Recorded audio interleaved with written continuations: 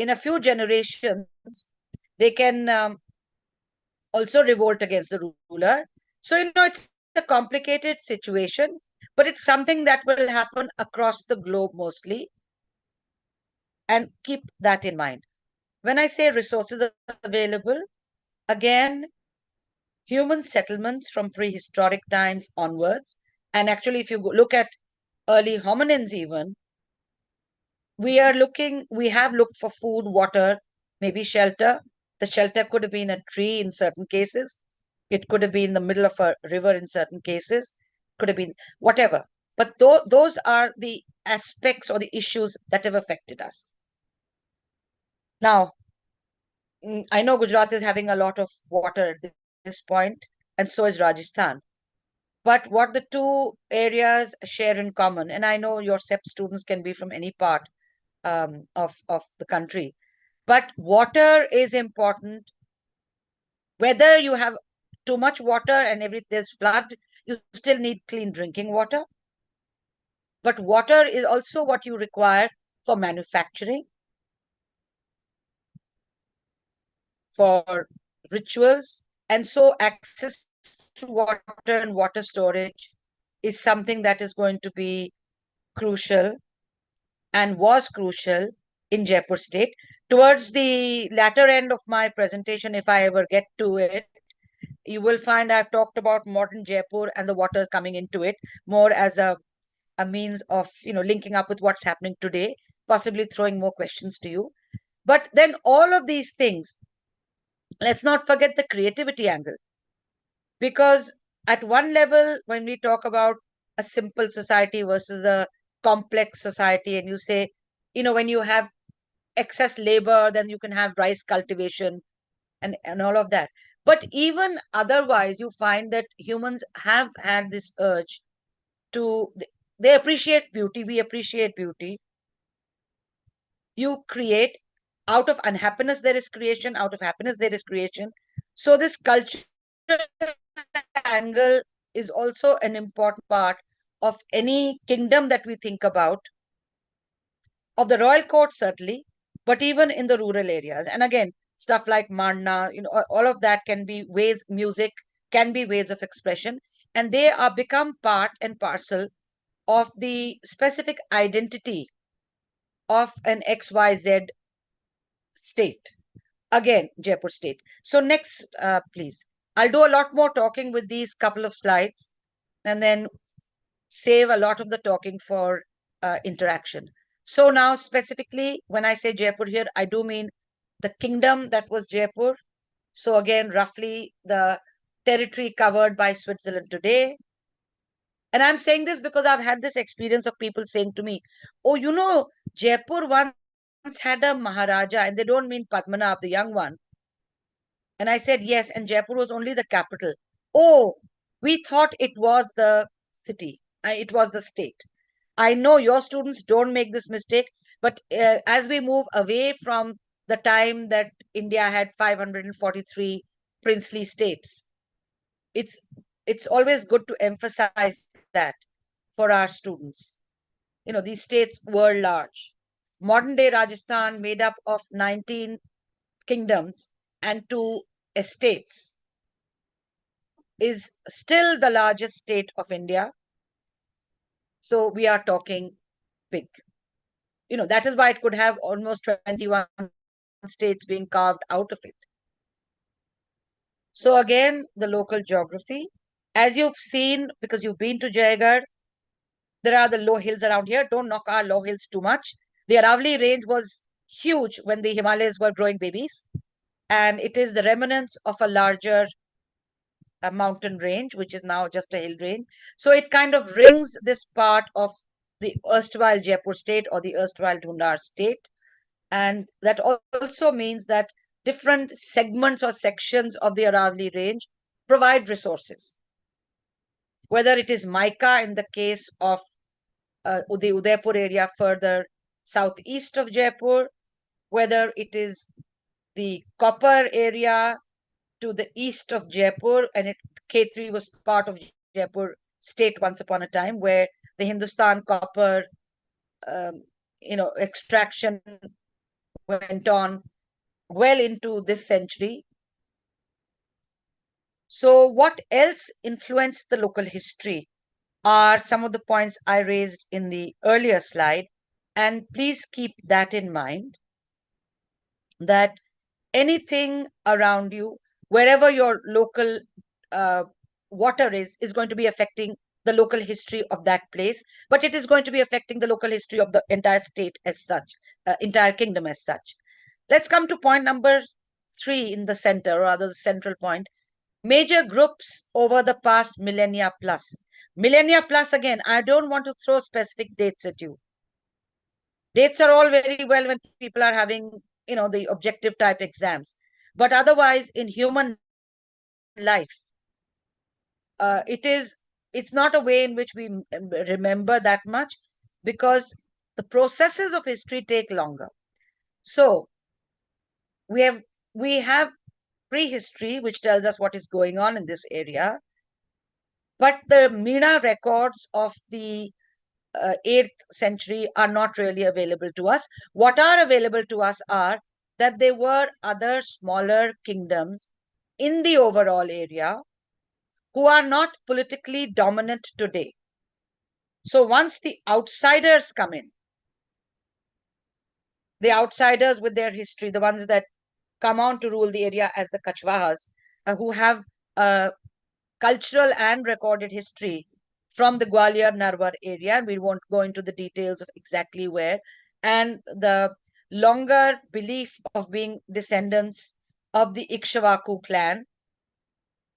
When they move into this area, the major group encountered in what is now the Amer, Jaigarh, Dausa regions are other warrior Kshatriya groups, who also become called Rajputs in turn, and other warrior groups not labeled as Kshatriya, but labeled as Meena at that time. I don't know if they, we can't go back in a time machine just yet. So I don't know if they thought of themselves as non-warriors. The Meenas certainly fought the Kachwahas at the field where their clan goddess was, who then becomes the clan goddess of the Kachwahas. And I'm speaking now of the Jamwai Mata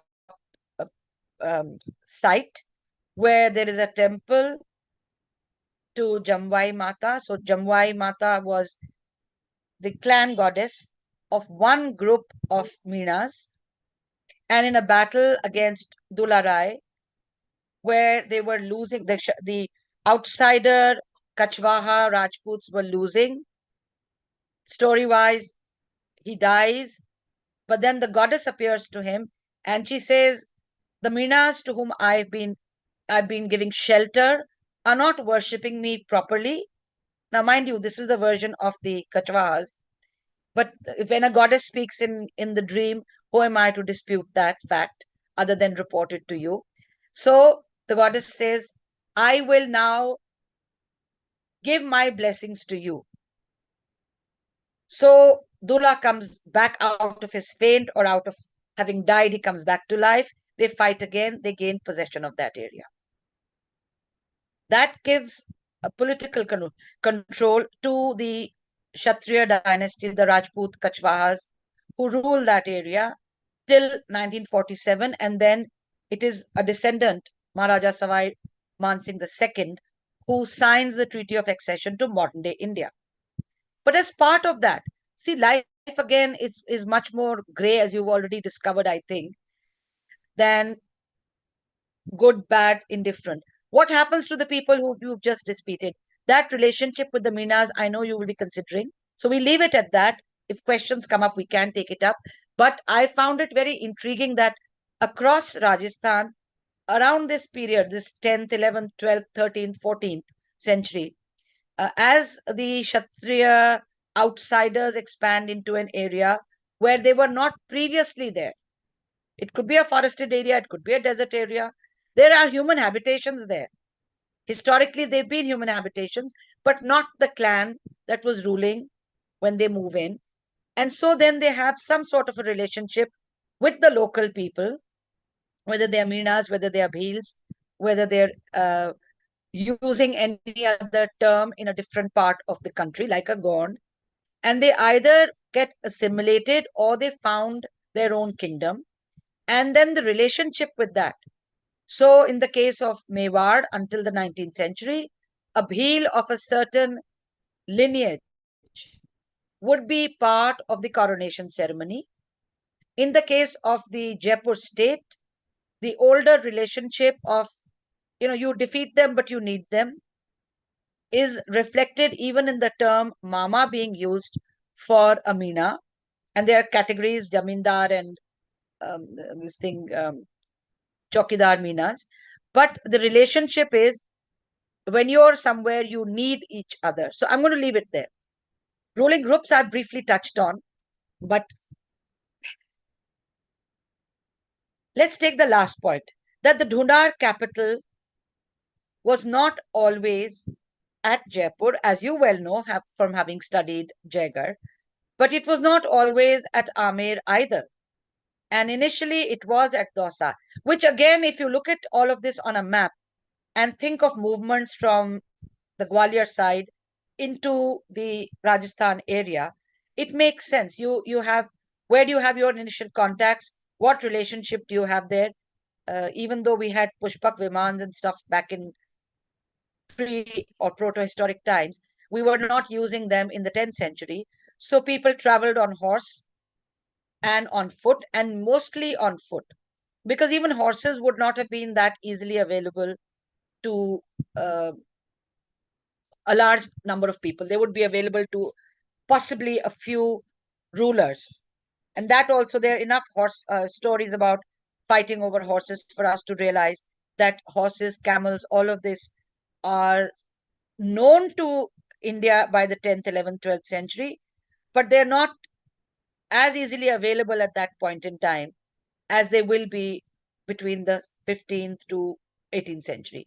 For that matter, horses are hardly available again to the average person today, unless you play polo. Next, please. So, having thrown a lot of info at you, I think it's time for some pictures. All right. This is just, again, repeating the setting. So, what you see in the lower areas of the hill is Amer. Two images. The top one shows Jaigarh and the tower there. And the lower, how, from the point of view of the physical features, from the point of view of architecture, this becomes one whole. You need the top as a lookout, but you don't need to be trekking out to the top, which is a garrison fort. And the one below, again, I know when we were talking about the inscription of Amer as one of the hill forts for UNESCO World Heritage Site, and I still get this thrown at me saying, oh, it's not actually a fort, it's only a palace. And that is because we have this false thing of looking at it the way we are now, the lower image, from what is the modern day Delhi Jaipur road, which is cutting through Old Amer and shows you the vulnerability of the capital once you're inside it. But this is not how everyone approached it. The hill is behind us. So as you view this, you have to think of the Aravali behind you, with the watchtowers and the fortifications behind you. And this Mauta, which interestingly, the word it means the lake, but it's also symbolic of a moat. So think of the linguistic similarity. And the water lifting structure that you see here was really the private backyard of the internal part of Amer. You were not going to be, enemies would not be able to use this simply because the road did not exist. So to get here, you would have to cross a hill, come through a pass, by which point either the defender would have beaten you off, or the defender would be dead, in which case the city was yours anyway. So sometimes when we look at a site, you need to think of what it would have been like, not in today's terms, but in the terms they talk about. And that is, again, something you might just want to look at the map of, is the Chittor Fort where today you approach it from the city end. You approach it from the west, where Kumbhalit had built in the 15th, 16th, 15th century. He had built this walkway going up, or the thing going up, cobblestones. But the original entrance had been to the east and is still very difficult to access. Most forts would have had their orientation in a certain way, usually for, sorry, um, I'm partly losing my screen. Just hang on. Sometimes for what they might say vastu reasons, but I think it's equally pragmatic, which is the best area to defend from where you are. And how many false gates do you need to put in to defend that? Next, please.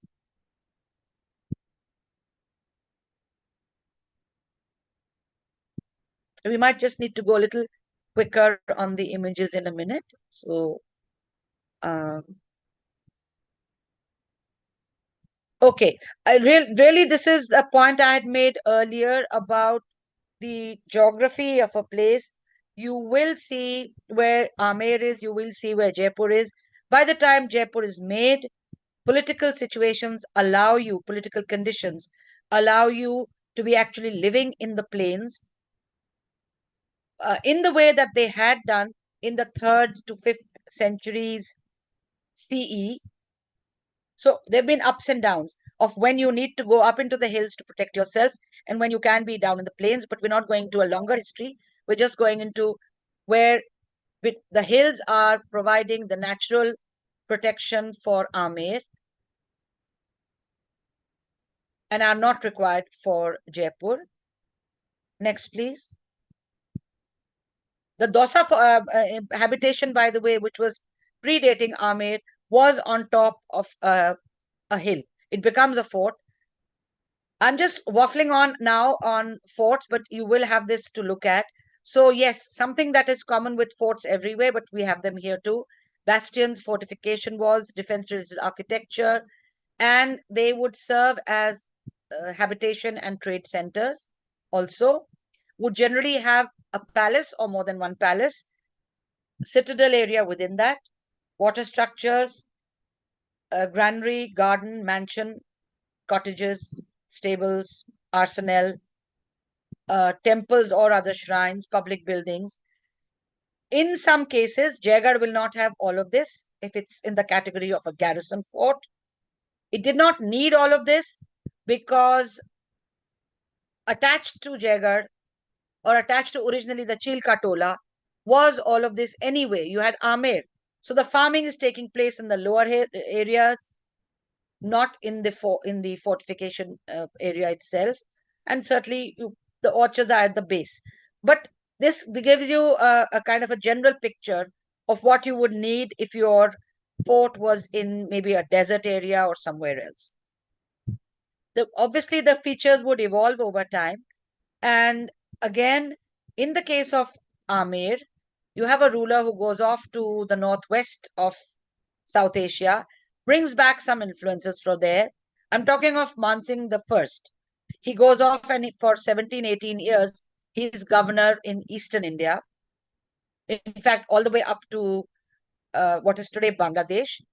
And the Maimansingh area of modern day Bangladesh, Maimansingh, is actually named after Man Singh. So, fact, it's named for Man Singh, and not as Wikipedia will tell you, for somebody called a Momin Singh. There was never any Momin Singh. So again, they will have whatever you bring in from each other get assimilated. When Jai Singh the second comes to building of Jaipur, he's had a posting at Burhanpur as a younger boy. And he brings in that idea of needing water. How do you have water? How do you store water? This has happened over time. Why have I come to a ruler after having said I'm not doing dynastic history? Is because very often the political master who decides on something can have that impact on the lives of the people. So in this case, water structures come in through the rulers. or protective things come in, or in the case of Jaigarh, of course, the whole issue of when does cannon making come in and what is its link with Northwest India comes in because of the movement of, in this case, again, Mansingh as Prince Mansingh and his father, but it could be anybody. Next, please.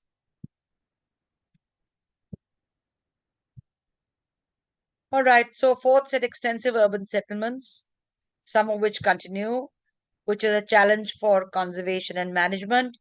Ports were also centers of governance, of trade and commerce, production, distribution, creative practices. They would have structures for rituals, religion. Now, what happens with some of the religious structures is that they're visited both by the average tourist, and nothing wrong with that, and by followers, and nothing wrong with that. But the categories are different.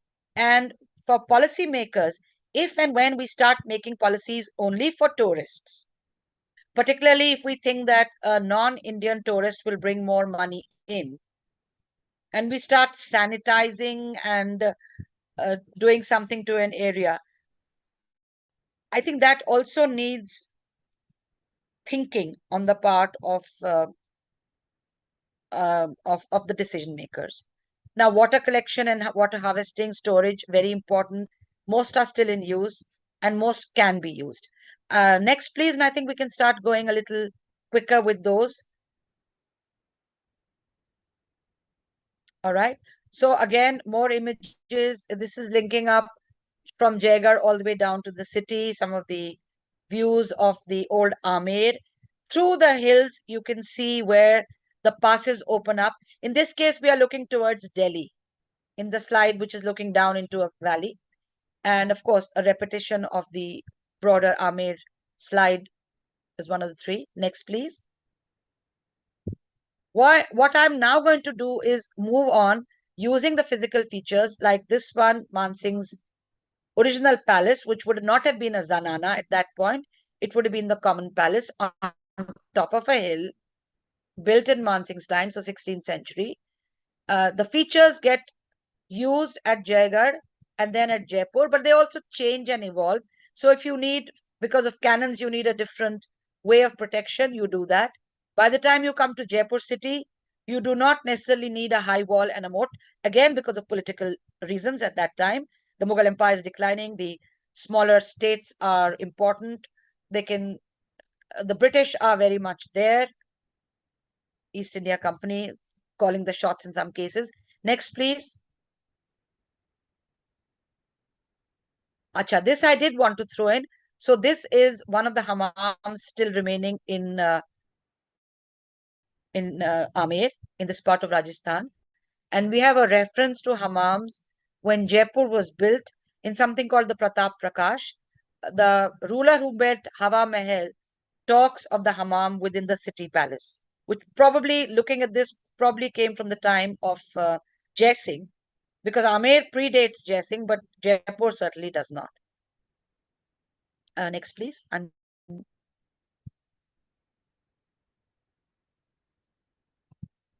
again, the fort is 16th century.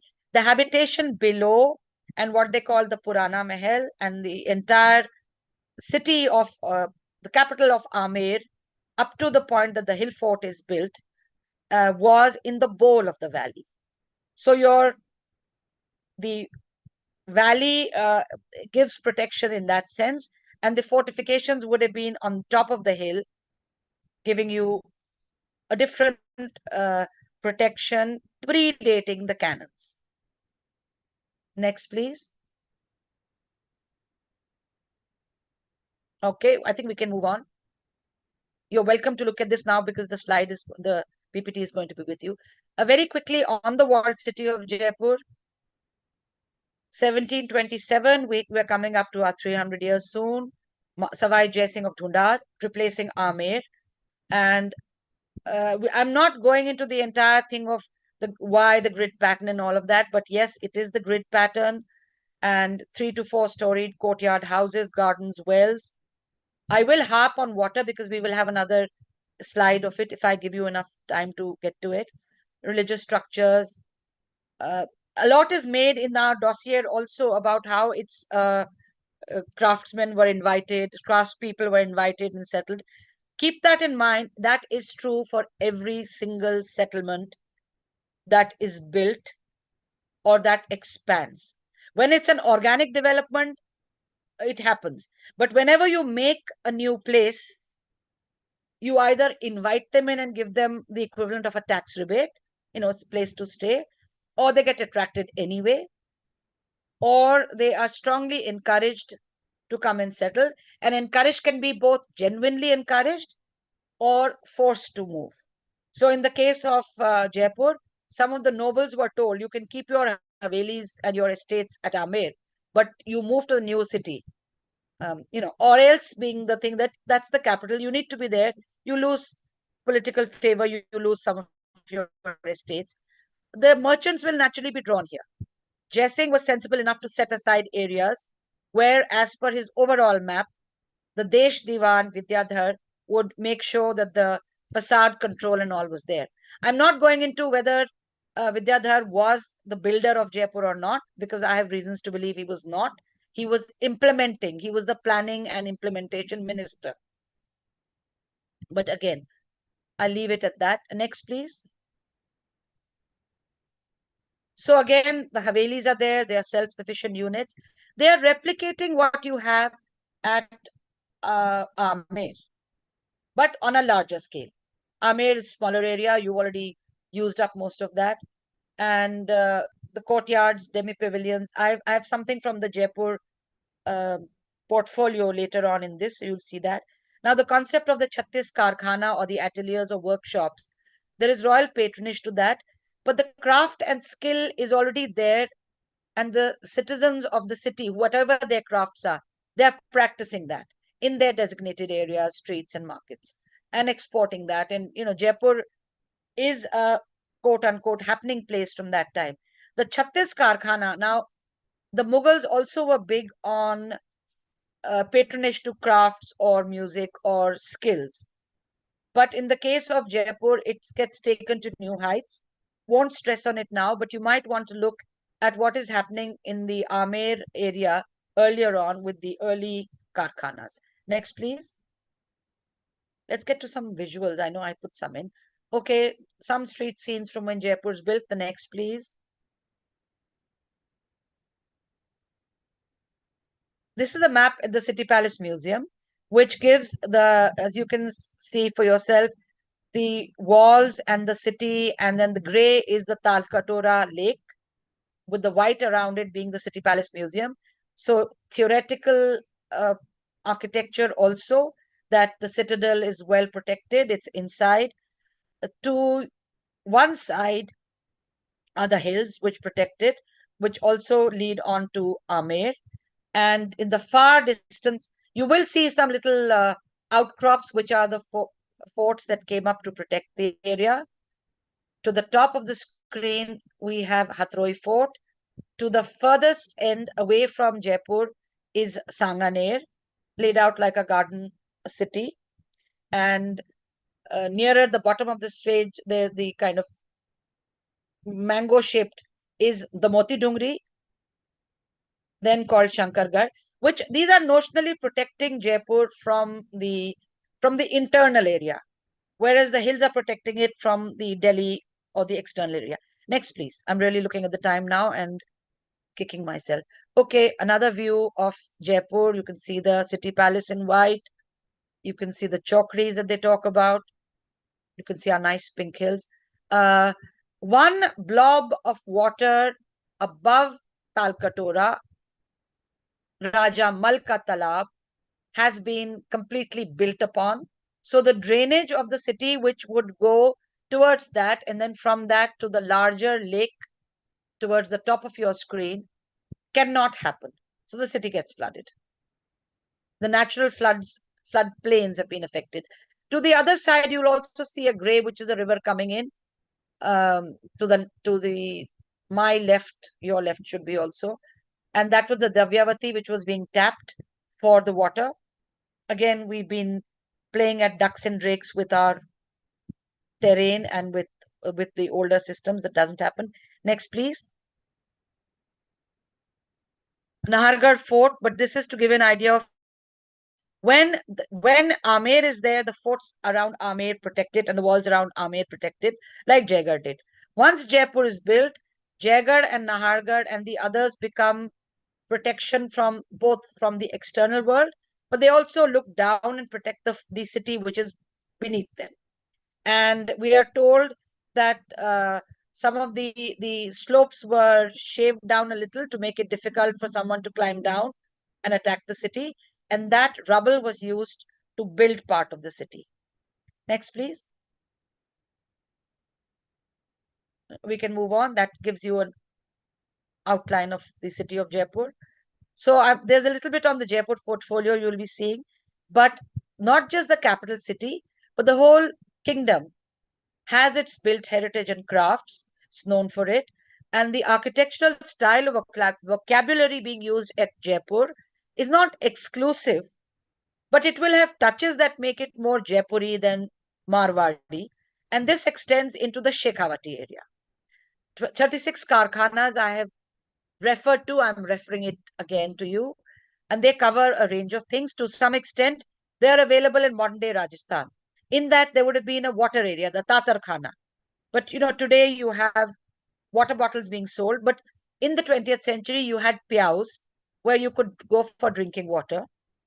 And you have the Tambul Khana or the Pan, which was one of the ateliers, is there at every street corner even today. The horses are not. So the Atish, which was there, but that tradition you can to some extent say, because the Tongas of Jaipur have long gone out, Tongas of Shekhawati have long gone out, but polo is there. So, in a sense, we have got some of those, just like the textile industry is taken this over in a much larger way than was done in the past. The jewelry is there. So some of the Kilkari Khana, all of those are replicated here. There used to be a Mashal Khana for the lights. There used to be a Farash Khana for the floor coverings. So again, Jaipur carpets, the lights which come up in weddings. World keeps evolving as per its needs, and this has happened here too. Haveli temples, arches, pillars, chhajas, jharokas. Do have a look at the Jaipur portfolio if that interests anyone. I have a couple of images of that. And I've mentioned a couple of names you might want to look at if somebody wishes to focus on this at any point. Not now, but even in the future. So, of course, Jai Singh and his role in the building. Pratap, Savai Pratap Singh, who made Hawa Mahal and added to the Govind Dev temple. Ram Singh II, under whose reign a lot of the modernization happens. He's in the 19th century. And the 20th century pre-independence minister, Mirza Ismail, who made a part of modern Jaipur in the 20th century. Next image, please. Or next slide, please. Okay, so this goes back to Jai Singh's time. The walkways, all of this connects up with the Govind Dev temple. And at that point, we found the old pipes, by the way, the terracotta pipes that they were using gravity to throw water out. So fountains are known. We are told that at the age of 14, Jai Singh had experimented with putting in fountains at Amer. That's only a literary reference. I have not found any evidence, but that doesn't mean we don't look for it. Next, please. I think I'm running out of time, but more of Hawa Mahal. This is 19th century. Next, please. Okay, and more. You might want to just keep pressing forward. Okay, now again, embellishments. The previous slide, just go back one. The previous slide tells you what you can do within the palace in a smaller space with Murano glass, which comes in from Jai Singh's time, Italian glass, and with everything else that you want to, light and shade. But the next three slides after this are from the Jaipur portfolio, which was a recording of the, please, the next three.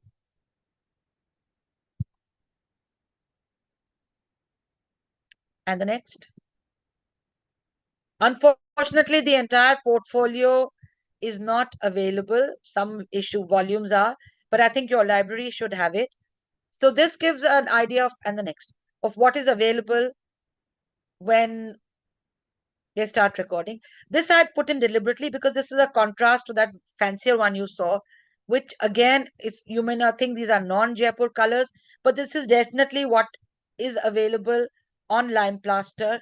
And the painting would have changed over time. There's a wedding, you overpainted, so you lose that information. Next, please. By the mid to late 19th century, the European traits keep getting added. You will see the image in a minute. And you can see them in the windows change, their cornices, their pediments, their balustrades. They're easy when you drive down for you to recognize once you look at one of the features. So in along with the last paragraph I'm looking at, you would have a main gate in the case of Jaipur, flanked by pavilions and seating platforms. You would have a courtyard or chowk. There would be balconies, there would be chhajjas, there would be stone pillars, screens, arched fan lights. Now, this is replicated in the smaller towns and in the Tikana headquarters of the feudal chiefs. These are not available in the rural villages of the state of Jaipur, where those huts would be far more like you'd have in a pan Western India situation. So mud huts, none of which are, they're changing very, very rapidly. Again, you have a lot on vernacular architecture in the CEPT library, so you can always look at some of those. Next, please. I need some time for your feedback. So these are some of the things which start coming in with the British influence. And the next, you can see the fan lights at the bottom of the image. Next, please. Typical courtyards. Next, please. Okay. So Jaipur city again replicated, as I just said, in the Shekhawati towns or other Tikana towns, but not in the rural areas. Community wells and public spaces, public chalk or chalks, gates. In Jaipur, you have a way of bringing water in and out. We'll come to that in a second. Gardens or memorials or structures with water bodies. And the water, coming back to that, so water came in from the Jotwara, Darvavati area towards the squares, the choppers, and the outlet, as I just briefly mentioned, towards Talkatora, then Raja Malka Talab, and then what is now the lake, the Jal Mahal, known as Mansagar, because Mansingh built the dam that keeps the water in. Next, please. This, I think, is a beauty. So this is one of Jai Singh's aqueducts. It's known as Baramori. We're hoping that nobody decides it needs to be pulled down just because it's now dilapidated. Next, please.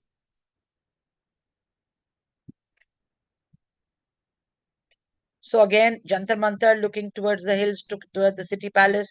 It's in the middle of the city. It was part of Jai Singh's palace. And because he was a ruler who was a mathematician and an astronomer. So he had already built this observatory before he built the city, or before the city was built. So the observatory then gets incorporated. But it's there, it's one of the features. This you will not find everywhere in Rajasthan, but you do find would have found once in 4 other parts of the country. Delhi is still visible. Banaras, it's there as part of on the ghats, Man Ghat, and Ujjain and Mathura have all but disappeared. Next, please. The Jantar Mantars. Okay, and the next. I think I've managed to repeat the slide. Next, please. Okay, so now when Jaipur was built, there were channels that brought water from the Aravali Hills through tunnels to the center. And they connected first with the Choti Chopper, where we now have replaced that water tank with a metro station, by the way. Then to the Badi Chopper and then to the Ramganj area. And the overflow would go out northeast towards Talkatora, Rajamalka Talab, and the Jal Mahal. And recently, not recently, but in the last 5-10 years, while making the metro, arched masonry and lime plaster lined walls were found and have been blocked up. Next, please. I'm now coming more to the modern. So 1874 piped water supply began through a 12-inch iron pipe connected to branch pipelines in all of the principal streets, with stand posts installed at every street corner from one reservoir. So another one supplied water to the Hathroe Fort, and later on, 1884-85, 800-foot long, 61-foot high dam was made across the Amani Shah Nala, where there was a steam engine pumping station. Just around the COVID time, that was opening to the public. I don't have no idea what has happened since, and I'm hoping that they've left the pumping station in situ. So with the requirements for modern day water to be coming through pipes, the older system, for next slide please, falls by the wayside. The wells are covered up. It's a bad map, the only one I've got. If you find a better one, please do share with me. This just says by 1891, you can see where the walled city is and what is expanding beyond it.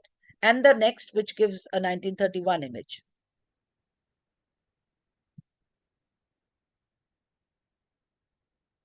There's even a race course there. So the modern city is growing beyond, being encouraged to grow beyond, but it is reflective of what happens to the whole kingdom. Change is coming, the change gets transferred. If there is gas pipelighting, then the gas pipelighting needs to be shared with the citizens and is. Next, please. Almost through. So as more areas become developed for houses, industries, institutions, hospitals outside the city, this happens in the 30s and 40s, particularly mid 40s with Mirza Ismail. And then in 47,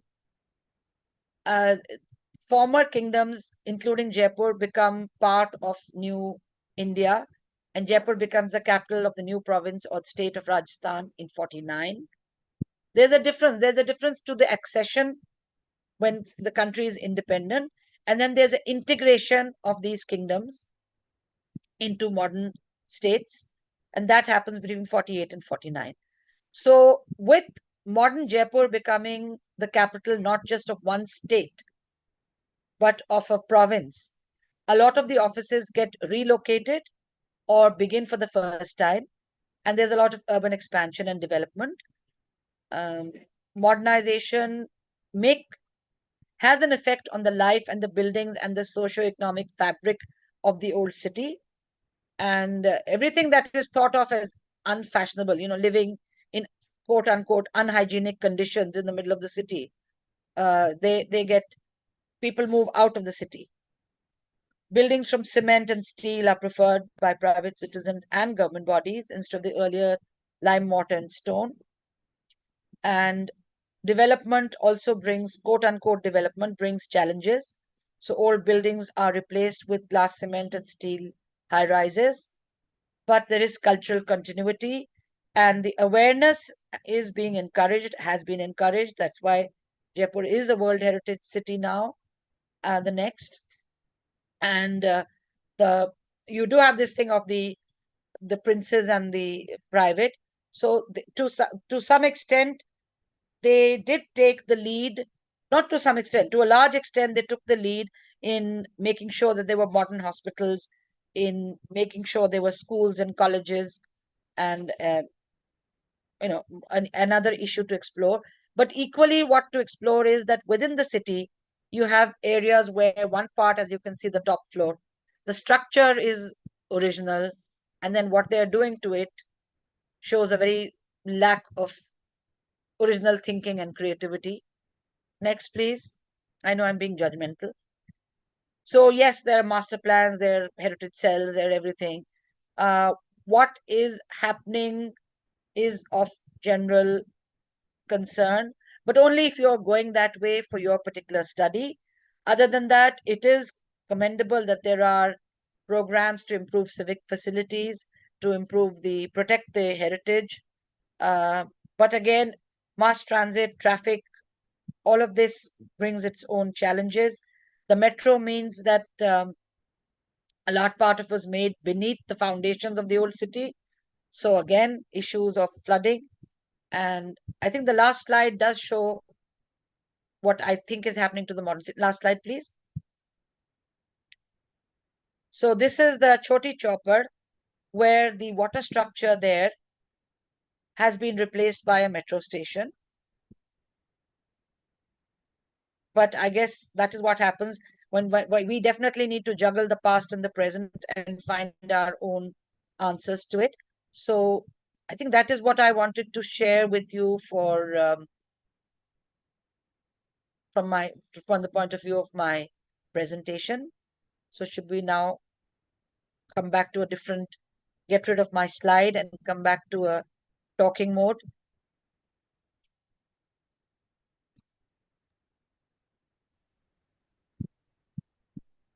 Yeah.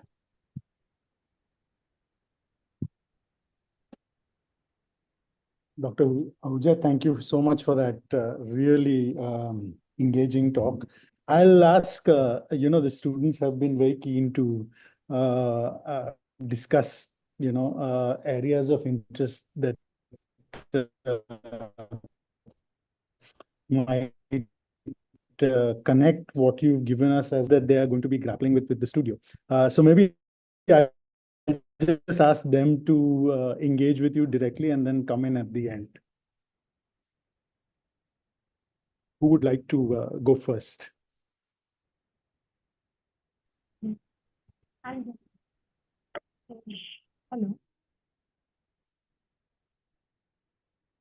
Hello, am I audible?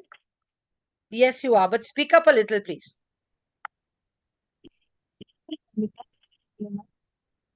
my question is, what is the nature of political and administrative relationship between Mughals as a princely state and Amer, the princely state, Mughal the principal state, and Amer as a princely state in alliance with Mughals, and feudatory states which are under the control of Amer princely state?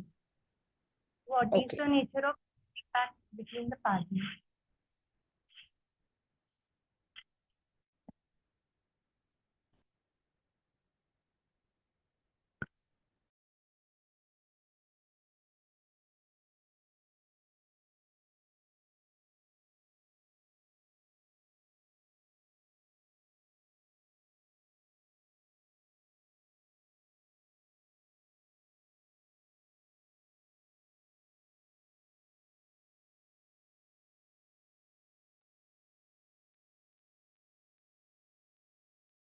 Kairavi, I think I think you lost me for a minute. Yes, you are. Yeah. Okay. So within the state, the ruler is holding the topmost position, and then estates would be given out to worthy citizens. They could be brave soldiers. They could also be given out to a Brahmin or somebody who's a non-Brahmin but a poet, like a Charan or a Bhat, or to Rajputs of the same clan, or to people connected by marriage with the royal family. See, this is also a way of building political relationships across the board.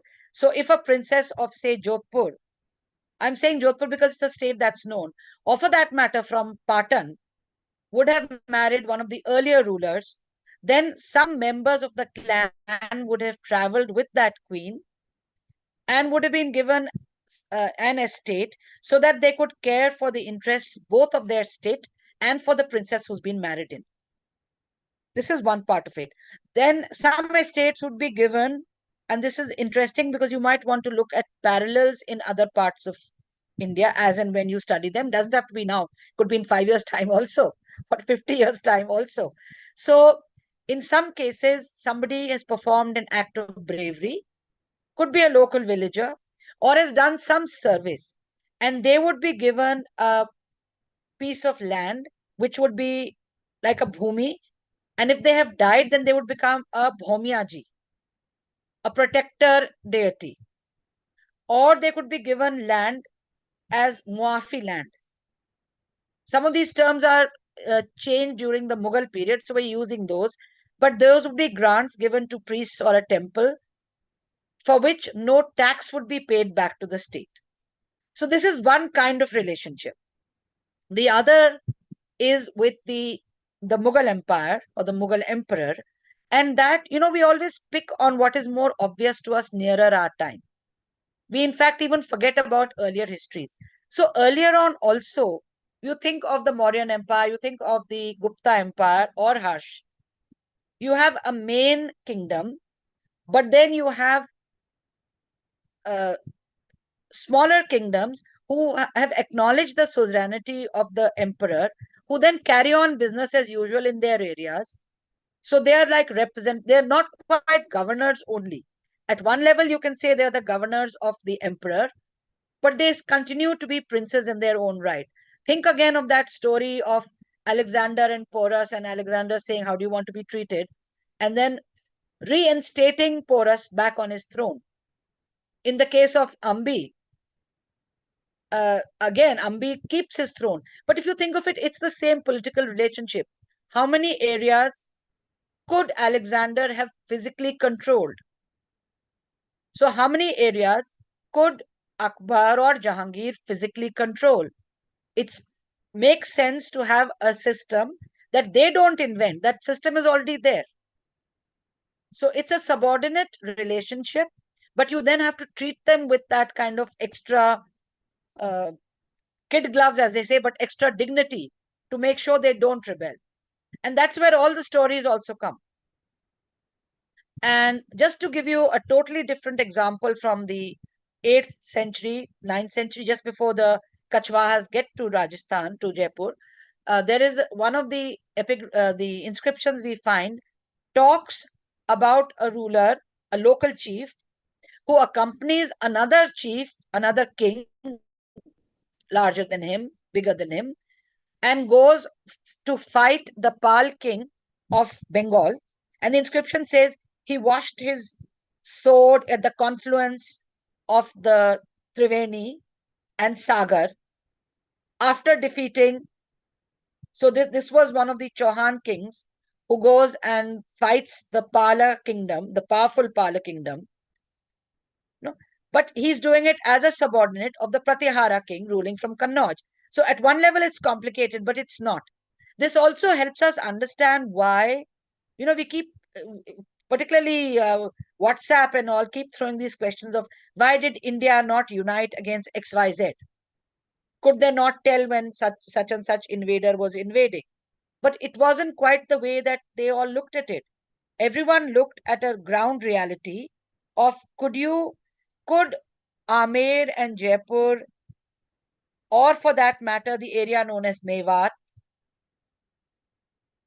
survive if the entire armies from Delhi descended on them? Again, we think of it in terms of the Mughals. You have, you say, oh, so the Mughals are of particular religion. But let's take it back to the time of Prithviraj Chauhan, who I was reading I'm trying to get hold of the Ala Udal Khand, the Ala Khand, and trying to read part of it. But Ala and Udal are these two brave warriors, 11th century, who died at the Battle of Mahoba in Bundelkhand, fighting for the Chandela ruler against Prithviraj Chauhan, who is described as the king of Delhi, who expands, wanting Jejak Bhukti, the kingdom, to become subservient to him. So, this is something that's why I said right in the beginning also, kings tend to expand. Whether they need to and whether they can or they can't, they keep wanting to. So I hope this partly answers your question. May I add to that? Was Please, there a manner in which these families then collected tax revenue from the smaller districts or the areas that the estates that they were in charge of? Was there a system that allowed for revenue collection in some manner that changed over time? So the revenue connection has always been there and is one of the reasons of uprisings over time, and revenue would also, in years of flooding and drought, flooding was rare, it would be mostly drought. Then there would be ways and means of letting go of those tax, reversing taxes for that year. What we have in our records now is mostly coming from the time of Sher Shah and Akbar, because that gets adopted everywhere. But earlier references talk about land collection being either a third of the production or a sixth of the production, which is why that term I use, the Muafi land or the land given to a Bhomiaji, those became tax free. Or if a king gave a copper plate inscription, is how we find these, again, predating even Amer. If there was a copper plate inscription giving a piece of land for a sacred grove or for a temple, or again for a particularly brave warrior who might have died, then usually there would be no revenue collected on them. But the smaller feudal chiefs, the relatives or the others, would also be the tax collectors. So a large number of the taxes came indirectly collected to the capital.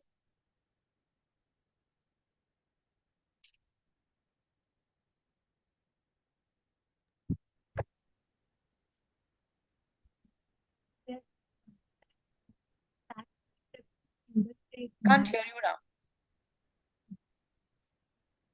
Can we know any sources where we can refer to understand how much the total tax collected from the feudal states is shared between Amer and Mughal? मतलब in what percentages?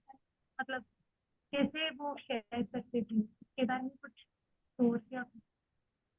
Acha. No, now there are two things here. What the Mughals did was, once a king accepted their suzerainty, those kings would be treated as being in the employ of the Mughal emperor, and the taxes would stay where they were, because the taxes would be part of whichever province that was allocated into.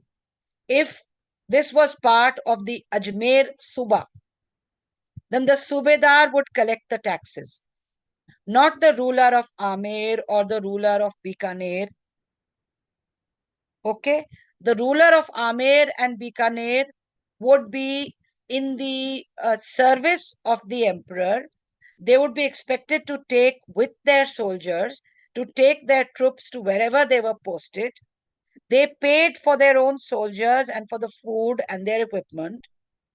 In return, the emperor could give one or more X number of people a mansab position, which brought the money in. So it's a far more complicated relationship. And I think for facts and figures, I'm not sure what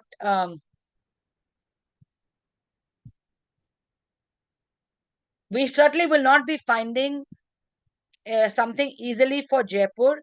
For Jodhpur, you will have Monot Nancy's Khyat talks about the revenues being collected from the Marwar area that were going straight to the emperor. But then the ruler of Jaipur was given, or of Amer, sorry, in Akbar's time, Amer was a Vatan Jagir of Mansingh I. So his own native space, so to speak, gets re-allotted to him. The fort of Jodhpur gets re-allotted to the one who doesn't rebel against the emperor. So Chandrasen rebels, is chased out. The one who doesn't gets it as a Vatan Jagir. The Vatan Jagir, they don't pay tax on. But so the Vatan again, Jagir is given by Akbar to Mansingh. Back again, it's his, but he's kind of confirmed in that. Now, what happens when Mansingh then goes off to Bengal as a commander, as a Subedar? He's Subedar of Bihar, which includes Orissa, and then he's Subedar also of Bengal. So he's collecting taxes there, not directly through the officer given the charge of collecting taxes, but in his own estate, there are places where no tax will go to the Mughals. So it's a far more complicated system than for me to, try and explain now. And I think, again, it will not be one single book that you would need to refer to. I hope that kind of helps. Hi, ma'am. Sorry. Hi, ma'am. I have Hi. the next question. How were the animistic practices of Minas overshadowed or preserved within the dominant religious framework under the influence of ruling powers such as the Kachwas, Rajputs? Further, how did the practice of colonial powers labeling the certain tribes as criminal affect their cultural and religious intersections with the other social groups? Okay. So, Meghavi, I'm going to start with the latter part of your question first. I think a lot of the difference or the disjunct that we see starts off with the British trying to make sense of the world around them. So they then definitely start looking for what are the differences and for putting the labels in place. Don't forget that the schedules of backward classes, the schedule of tribes, all of that comes with the British trying to classify. Todd talks about the 36 Rajput clans. I don't think the Rajputs themselves were using, because they have a lot many sub clans. So they weren't using the term in that quite that way. For the Minas to an extent do not distinguish between customs that they are practicing today and whatever they may have been practicing in the past, because overall, the goddesses, the mother goddesses who would have been across India, have, at an earlier point in time, just been incorporated into the tale of the great mother goddess. So they're all incarnations or they're all manifestations of Devi in some form. The when a Bhil or a Meena talks of Mahadev, then again in today's India, what comes to our mind is the name Mahadev given to Shiv. So all the anthropologists have always said that they follow Shiv, and they probably do in their own way. But great God and great goddess is what they are talking about. And at what stage, how they identify those gods and goddesses gets part of a larger tradition is not easy to tell. Don't forget that this whole thing of, being upwardly mobile in the 20th century, in the 19th century also, and once the British start trying to label people in a different way, has made people, until reservation gave certain privileges, everyone wanted to show being one rung above whatever they might be. I was surprised when I first started, in college and was told of something called Apat Dharm. So Apat Kal, as we all know, is emergency, some sort. And Apat Dharm is that theoretically we are told that when there's a battle, the warriors go and fight. Now, what happens in real life if you're attacked, like has happened over and over again, and the king dies or the warriors are unable to do their God-given duty and defend? Are the others just expected to sit back and wait? So at that point, anyone could take up arms. And we have reference to that 7th, 8th century Yashovarman of Malwa doing it. Okay, what happens then? At the end of it, he wins the battle, he defeats the invader, he is the de facto ruler. You think he's really going to, in this case of Yashovarman, but anybody, will really actually accept going back to their lower position? So then the Brahmins create a genealogy for him. What's very interesting about some of these genealogies, and I'm not saying, like, I don't want anyone to start jumping at CEPT saying that your speaker has said that everyone's genealogy is false. I'm just saying that in genealogies, you will find that there are so many stories of a young boy whose entire family got wiped out, finding refuge in another place, where he comes to power and then can avenge what happened, or that always remains part of the story. So, like even Dula, the story that Todd reports is he's a young boy. The story that we get from historical facts is it's a young man who is finding his fortune. so many encounters along the way are then just that once you use the word tribal rather than a group of people. Now, that is again not to say that we did not have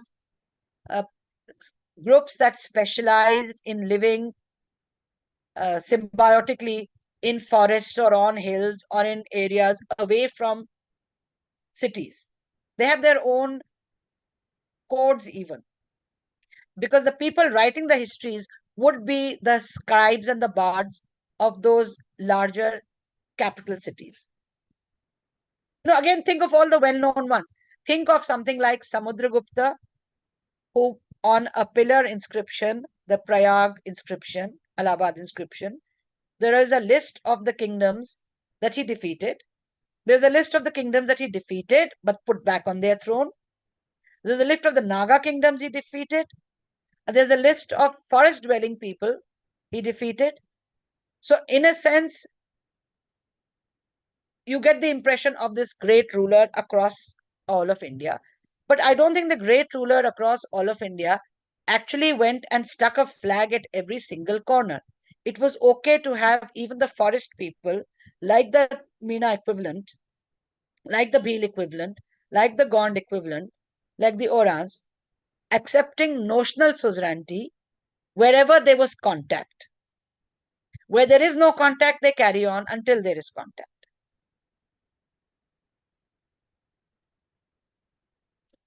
Dr. Hooja, I think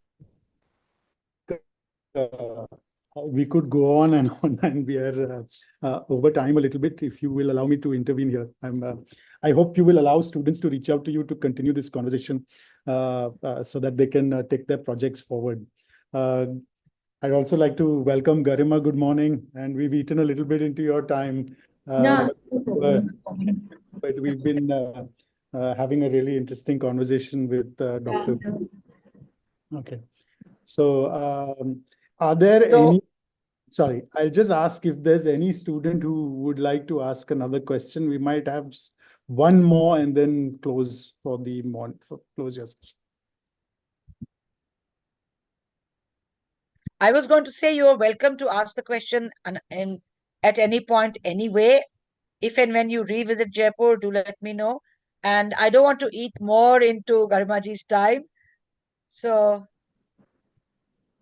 okay, so then we will take the liberty of writing to you particular questions, and the ones you have time for, I hope you will get back, or we can also maybe request you for more time at another time. great. And if you would allow me, I would love to listen, but I do need to get on to another meeting. So do allow me to leave for now. And I will listen in on your recorded thing later on. Thank you so much. Thank you. To Garima. Bye for now. Thank you all. Thank you. Bye. Thank you. Thank you, ma'am. Thank you.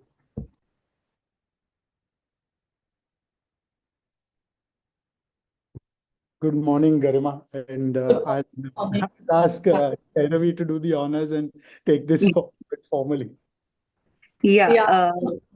Okay, should I share my screen right now or when I start the presentation?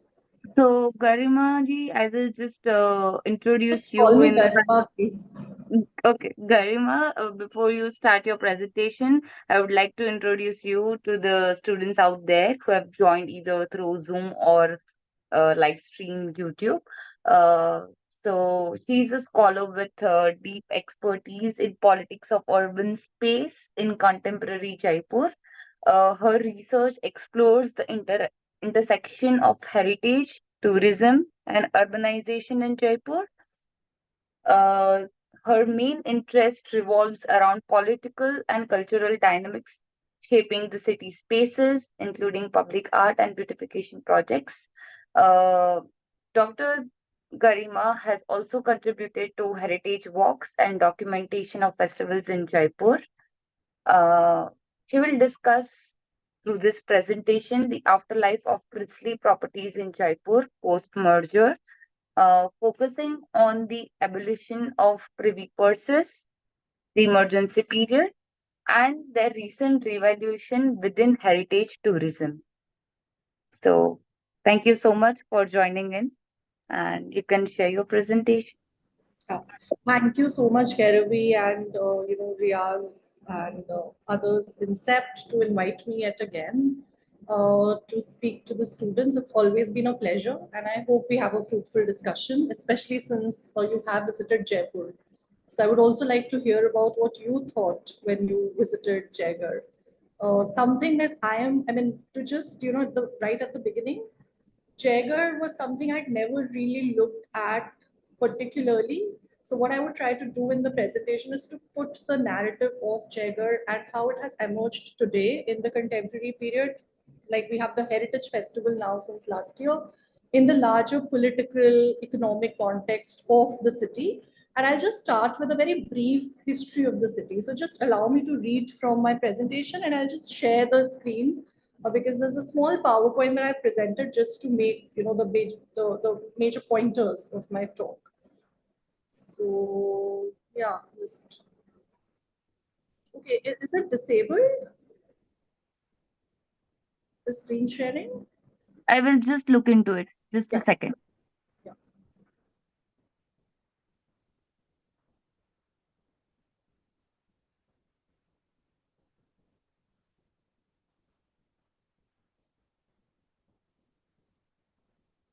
Can you try it once? Yeah, just a moment. Let me just share screen.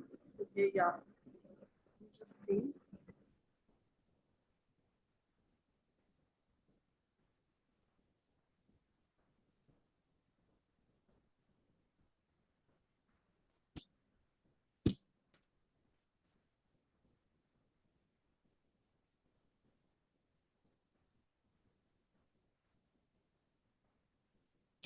Okay, it's showing, I don't know, it's some problem with my settings. But is it okay if I speak? Because I mean the presentation was there, but it's not Would like you like to share it through email and I can just yeah, I can share just do it over? that. Can I just email it to you? Yes, I will Yeah, download and I'll share it from there. okay, I'll just do that then.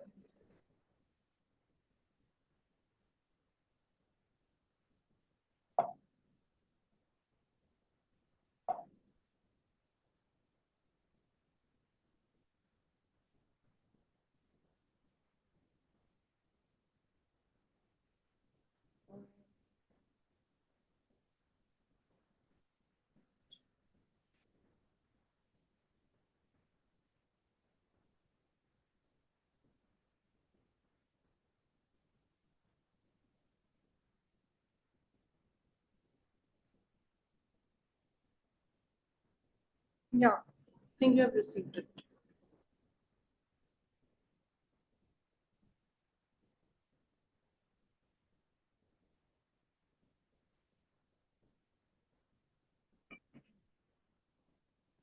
Did you get it? Okay.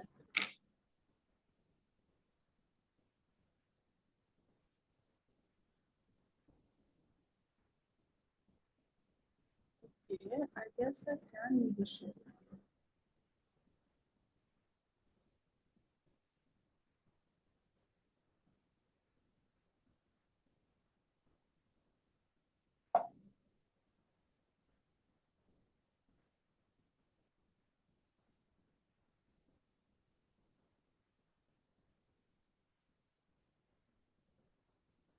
Okay, I can share my. Oh, this is something that. Okay, great. Thank you. Thank you. You can just let me know when to switch to the other slide.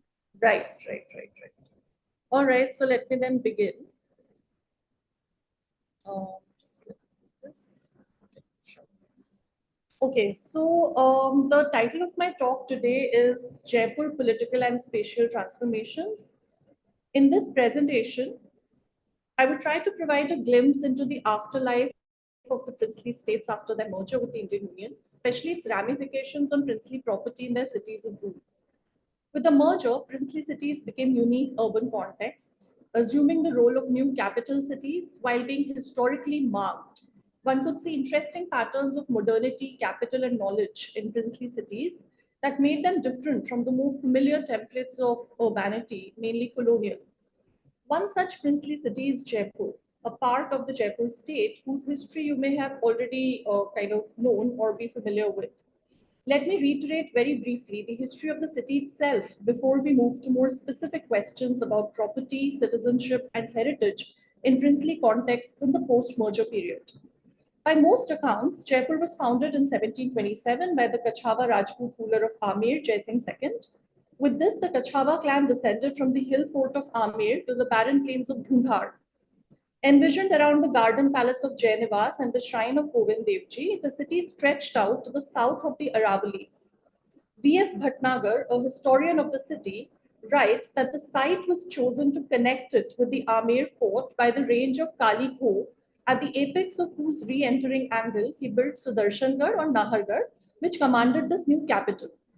It straddled major trade routes of that period. Traders from Persia, Sindh, Delhi, and Agra made it a flourishing center of crafts and business. The walled city had 7 gates, and it was divided into 9 equal chowkeries or blocks meeting at the chowkars, public squares. You can change the slide, please. This geometric design has been cited as an example of early modern urban planning. You can see the walled city, or the impression of it at least, in the Survey of India map. Jawaharlal Nehru saw it as a reflection of the founder's scientific approach when he writes about Jai Singh and discovery of India. As opposed to these modernist interpretations of Jaipur's design, epics from the royal court in the 18th century, like Girdhari's Bhojansar, which was written in 1739-80, and Krishnadutt's Ishwar Vilas Mahakavyam, present a fantastic blending of Jai Singh's sovereign will and divine geography in Jaipur's urban space. Jai Singh's urban vision reflected his religious beliefs, knowledge of astronomy, and his sovereign ambition. Historical accounts detail an Ashwamedh Yagya conducted by Jai Singh before founding Jaipur, where he gave grants given to priests. Many of the priestly clans became important administrators in the court of Jaipur, and their lineage remained influential till the late 19th century. Vidyadhar, apparently the founding planner of Jaipur, was one such figure. Early 20th century scholars have traced Vidyadhar's genealogy back to his Bengali ancestors, but arrived in Amer following Man Singh's exploits in Bengal in the 17th century. 18th century Jaipur was therefore an amalgam of contradictory idioms. The sublime space represented in the verses of Girdhari and Krishna Bhatt were counterpoised to the astronomical and mathematical imaginations of Jai Singh II and his European conversations. Several Jesuit missions had visited Jaipur during Jai Singh's reign. This friction in Jaipur's modernity will continue later as well in the subsequent periods of so-called modernization and development. Jaipur in the 19th century was closer to the dominant colonial idiom of modernity, mediated by the progressive prince, as he is called, Ram Singh II, who ruled from 1830 to 1851. After the treaty agreement between Jaipur state and the British government in 1818, the British residency was set up in the city. Ram Singh was well ensconced within the colonial pedagogy and was trained in English mores by his private tutor from Agra. He was an avid photographer and a connoisseur of theatre. He started proscenium theatre in Jaipur. His reign was characterized by visual and aesthetic configuration of open space, marked by the Jaipur exhibition of 1883 and the construction of Albert Hall Museum, an Indo-Saracenic monument designed by Swinton Jacob. The Jaipur School of Art introduced British experts in pedagogy in the field of arts and crafts in this period.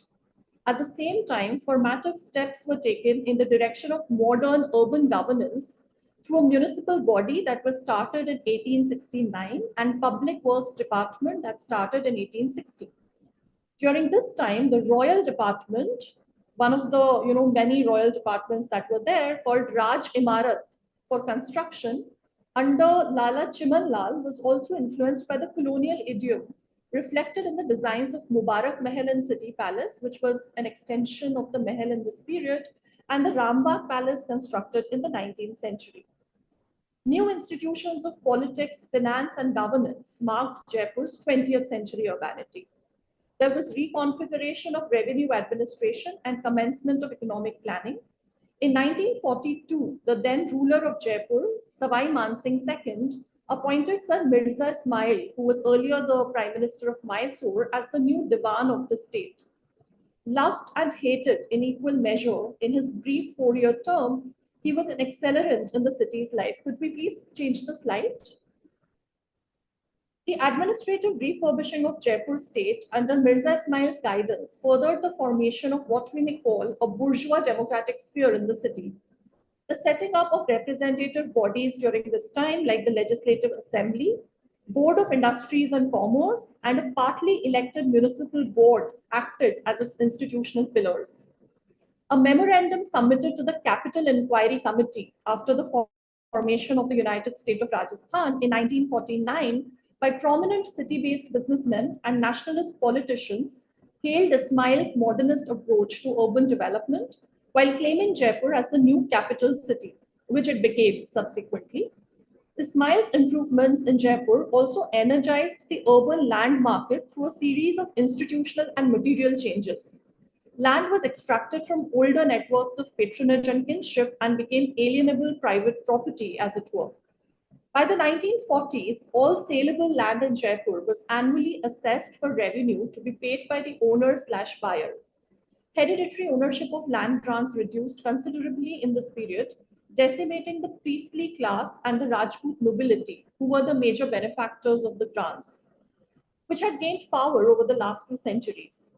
Old Havelis were demolished to build new markets within the walled city as well. Agarwal Bazaar and Thamani Market in the walled city of Jaipur were built on old plots of demolished Havelis. Many of these were eventually turned into godowns and commercial hubs like we see in plenty in the walled city today. Ismail's modernism was strategically interspersed with his invocation of princely past of Jaipur through beautification measures as well. He oversaw the earliest revitalization effort for the walled city with new coats of pink paint, renovation of verandas, and slum removal. In the 1940s, the influx of Sindhi and Punjabi Hindu refugees from across the border and the rise of business elite in the city transformed its urban fabric. Ismail's urban improvements had empowered a section of the educated middle class in Jaipur. This class grew with the expansion of industries, banking institutions, education, and so on.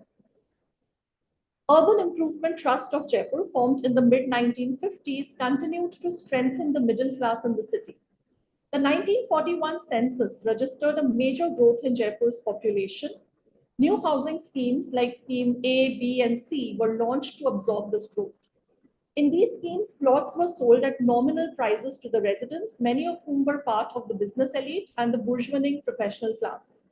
Jaipur became a cultural and educational hub as well, a destination for all India conferences of writers, scholars, and political parties.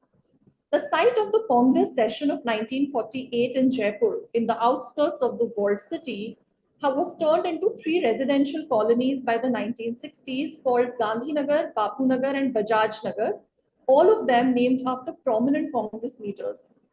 The houses in these colonies belong to the new class of government employees, small traders, and urban professionals. Another major spate of housing colonies in this period came up for refugee rehabilitation in and beyond the walled city.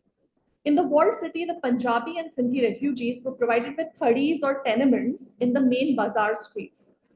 Owing to the resistance of the local Hindu banyas and Jain traders and shop owners who were traditionally quite dominant in the walled city, the Sindhis were later accommodated in newly founded Bapu Bazar and Nehru Bazar, and later on in Atish Market and Indira Bazar, which is the late 1970s.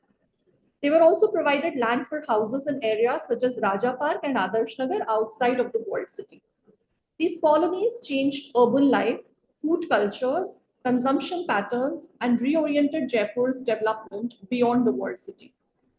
There were further transformations in urban space with the advent of private cooperative societies and housing board in the 1970s, but I'm not going to talk much about that.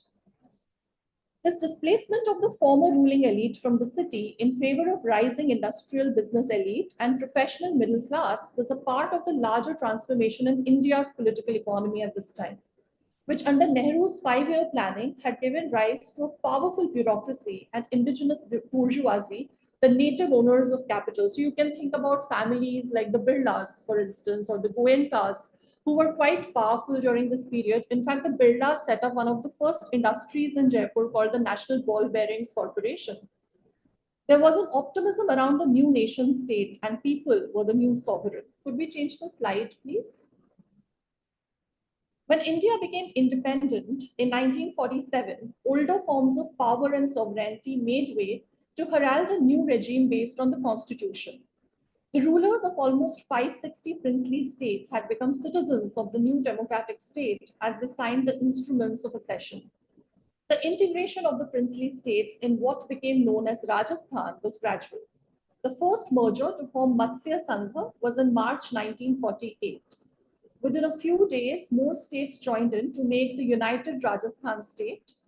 On 30th March 1949, which is also observed as Rajasthan Day every year, finally, the big states of Jaipur, Bikaner, Jodhpur, and Jaisalmer signed the instruments of accession to shape modern-day Rajasthan. In 1956, the British Indian territories of Abu and Ajmer Mirwara also merged with this formation, and the present-day territorial extent emerged. In this period, several princes and jagirdars or landowners in these places jumped into the democratic political fray, fighting elections and representing their former regions. Ram Rajya Parishad was formed during this period by one such princely state. In many states, such as Jaipur, representative institutions and constitutional reforms were already under process since the 1940s. The new state of Rajasthan was inaugurated in Jaipur in a ceremonial form, with Man Singh II, who was the last ruler of Jaipur, assuming the position of Raj Pramukh. It could be seen as a parallel to present-day governor, a constitutional and ceremonial position. The political history of Rajasthan is marked with the encounters between the new state and its princely citizens. The histories of merger kept coming back in various forms time and again, making it what I like to call a long transition, generating legal ambiguities, political rhetoric, and unique assemblages of economic governance. In the remaining time that I have, I would try to delineate these aspects, beginning from the story of privy purses. During the merger process, one of the things that were promised to the princes was privy purses. Could we change the slide?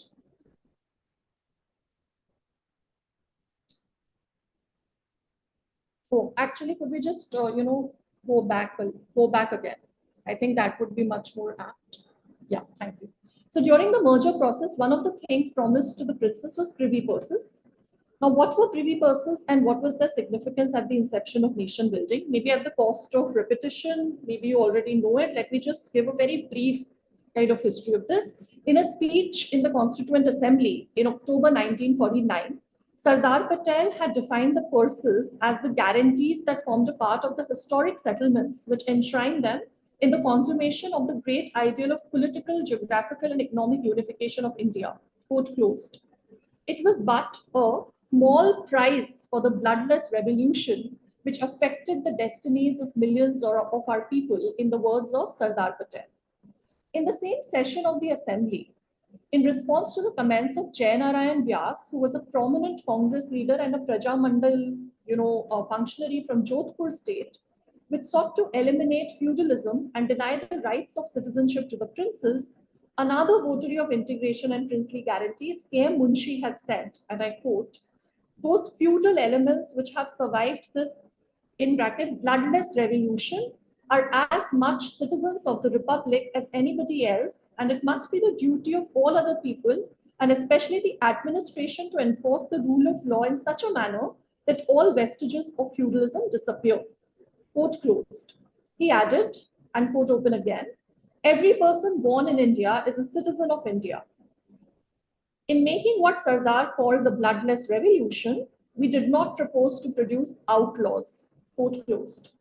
Thus, an annual fixed amount of privy purses were promised to the rulers of the states on the consultation of the Indian States Finance Inquiry Committee that was formed in this period, calling these political in nature in lieu of economic benefits of integration of the princely states. So privy purses were seen as political pension that was being given to princes for the sacrifices that they have made.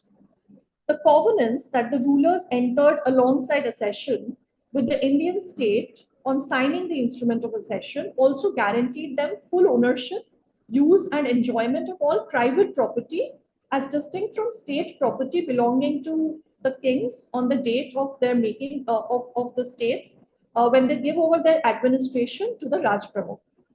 The private properties of the rulers were agreed on mutually between them and the government of India. Rulers had furnished an inventory of their movable and immovable properties in accordance with this covenant.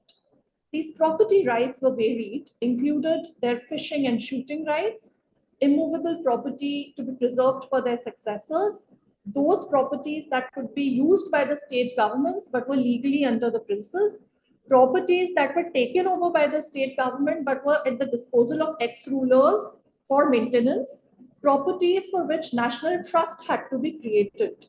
Their properties in this list also contained immovable assets like palace furniture, art treasures, old arms, jewelry, cash and securities, carriages, and paraphernalia for ceremonial occasions, among other things. So this was a varied list of properties and very, very different quality of property that was provided in these inventories. Can we change the slide? Thank you. If this was the position of the Indian state in the 1950s, where there was a guarantee of privy purses, where the property was ensured to the ruler, at least their private property, or what was also seen as personal property of the ruler. And of course, there were a lot of debates, and if we want, we can come back to it during the Q&A round, when there were distinctions made between public property, or sorry, state property, personal property, and private property of the ruler. So if this was the position of the Indian state in the 1950s at the moment of its foundation, it took a dramatic turn within the next 2 decades with the 26th Amendment Act of 1971 that abolished privy purses and princely titles. In response to a petition filed by the Maharaja of Gwalior against the privy purses abolition in the Supreme Court, the Union of India under Indira Gandhi had responded with the rhetoric of popular will. And they said, in their response to this petition, the people of this country, having become conscious of their social and economic rights, would not tolerate any longer the concept of rulership or the privy purses or any of the privileges incorporated in the covenants and the merger agreements. Therefore, it is the duty of the government to give effect to the will of the people. Quote closed.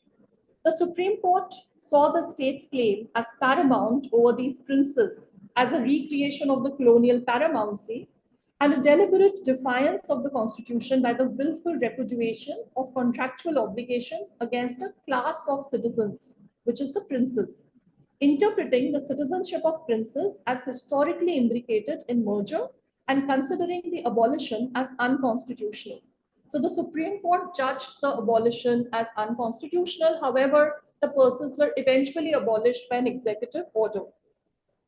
The anxieties in a popular democracy about the princely power was reflected in a series of deliberations that followed this privy purse abolition, seeking to regulate and govern princely wealth and property. Soon after the abolition of privy purses, correspondences between the Ministry of Home Affairs and the General Administrative Department of Government of Rajasthan. And because we are talking about Rajasthan, and mostly my work has been on Rajasthan, I'll try to bring out the archives from within the state and also, the papers that I found on these correspondences between Rajasthan state and the state of India. And all of these correspondences from the 1970s indicate ambiguity and confusion about the impact of the abolition on many privileges of the ex-rulers, including their rights over properties as per the listing in the covenants agreed on with the government of India on accession.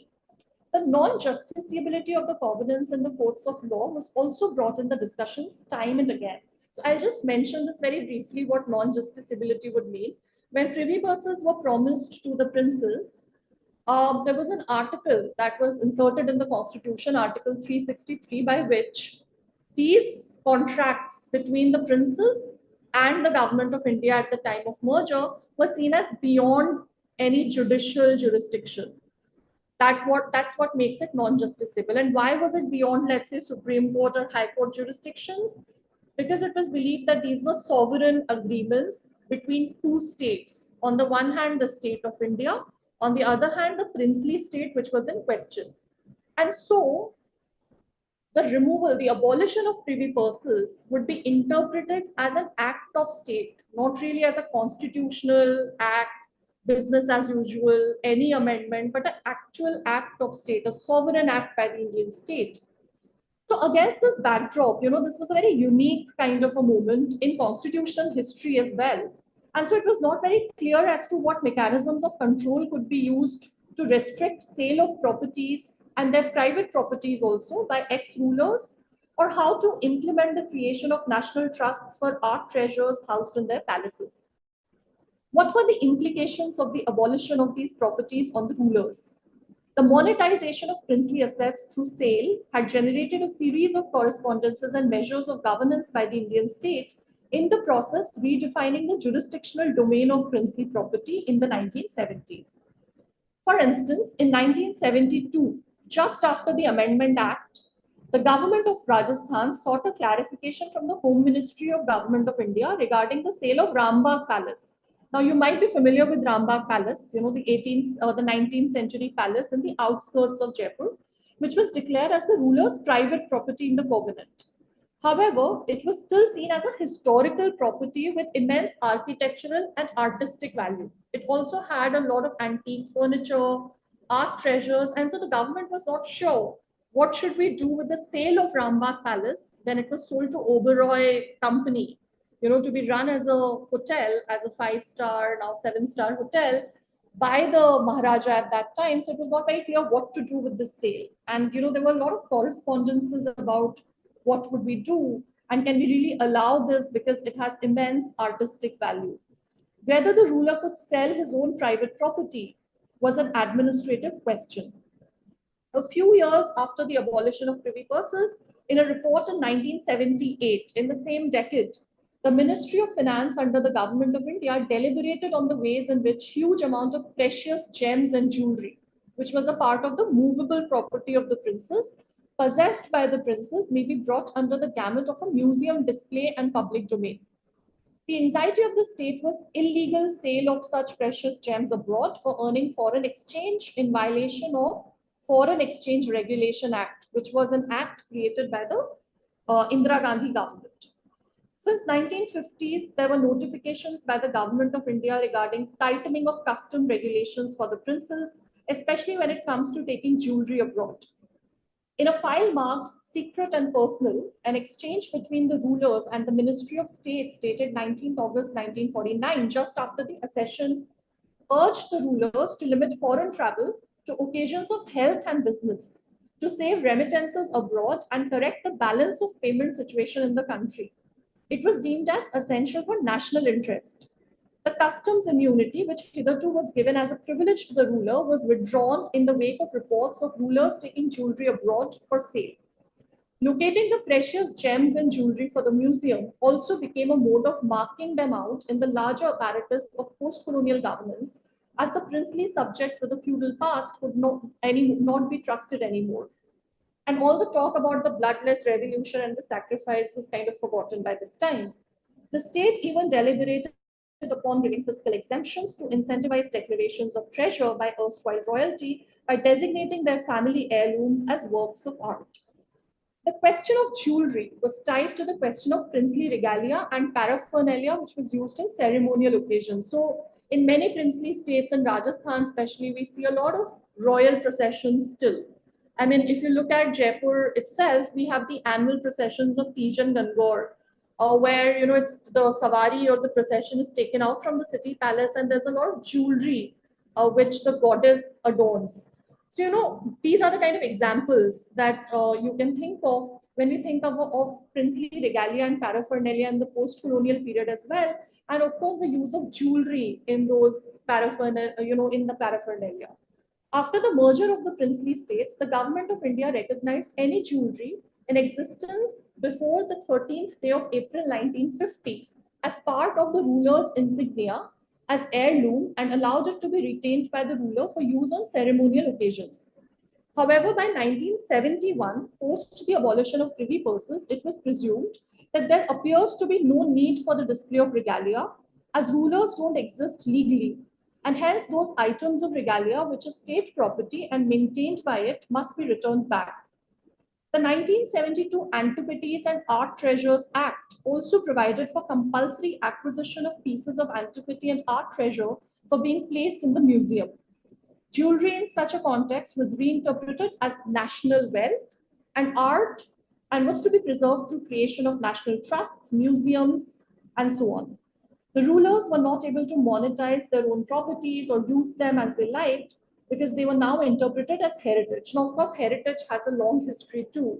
Earlier, the national heritage, and today in post-liberalization period, we see new and novel enunciations of heritage. So going back to the 1970s, Antiquity and Art Treasures Act that was devised in 1972 is quite an interesting act. It sought to regulate the wealth and treasures of princely states, especially pieces of jewelry that were categorized as antiquity. In fact, the Museum of Gems and Jewelry that was proposed under the jurisdiction of Department of Revenue, Ministry of Finance, was something that kind of used this act for acquiring jewelry. This stirred a debate among the government departments, some questioning its legal validity given the covenants guaranteeing these movable properties to the rulers. The covenants entered into by the rulers and the Indian state at the time of signing the instrument of accession had categorized their possessions in terms of state properties, which were to be transferred to the Indian state, private properties and personal properties, out of which the first was seen as inalienable, while the last one was absolutely disposable by the person of the ruler. However, it's the second category, which is what I mentioned earlier, which is private property, that presented a legal and definitional conundrum for the Indian state. And as late as in 1972, in the life of post-colonial state, its fresh interpretations were sought and supplied by legal bodies. Most prominently, we see papers by law departments, Advocate General and Attorney General of India giving their opinion on what to do with princely property, especially that which is categorized as private. Now, just very briefly, why private property became such a problem and why not personal property? Because personal property was something that was accumulated during the lifetime of the ruler himself. And so the ruler can dispose of that property, like any liberal property, which you can dispose of because you have earned it. Whereas private property was something that the royal family could have as a family, as a dynasty, you could have a property, but you can't dispose it off as a personal property. It has to be passed on to your successor. And wherever successorship had to be debated or wherever successorship was not very clear, the problem with private property emerged. So after the abolition of rulership and after the abolition of the title of rulers, the idea of formal succession, which will be overseen by Government of India, was not there anymore. So all the succession was now customary. There were anointing ceremonies and there would be ceremonies even today, but they won't be really recognized and there would be no cognizance by Government of India of these ceremonies and the rulers. It's mostly in the popular domain. And this is the kind of slippage that we see oftentimes in princely states and in our democratic practice also there, which is the slippage between the popular and the legal domain. So, a trail of correspondences left behind by the Ministry of States, which was kind of, the Ministry of States was liquidated. The new Ministry of Home Affairs, which was formed to look after domestic affairs of India, now took over from the Ministry of States all its papers. So if you go to the National Archives also, the paper of the Ministry of States are only till a particular period. But after that, you mostly have the Ministry of Home Affairs and how they look at the question of princely states.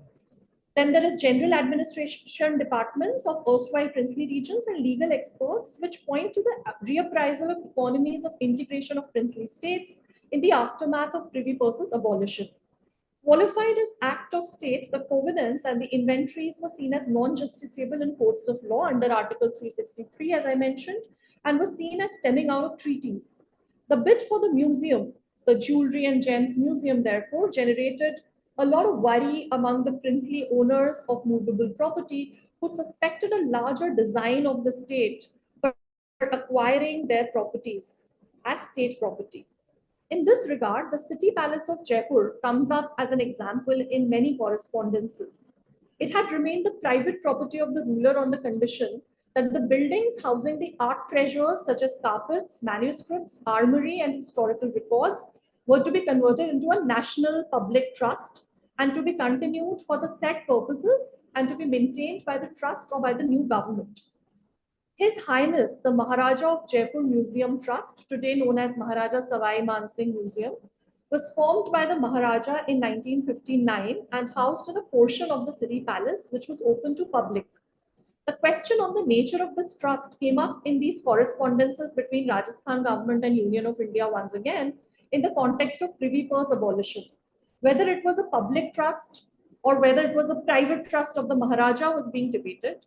And if it was the private trust, which is what the title at least suggested, it said His Highness the Maharaja of Jaipur Museum Trust, then there was a lot of problem that the Indian state had, that does it have a public function then? And then what about all the art treasures and manuscripts, etc., which could be used for the public purposes? The condition of a national trust was important for its recognition as private property of the ruler as per the covenant, since it housed art treasures of immense value. It is only after a legal advice came from the Law Ministry of the Government of India in June 1972, which interpreted the trust as public and declared the covenants as outside the jurisdiction of courts, that this matter found a closure.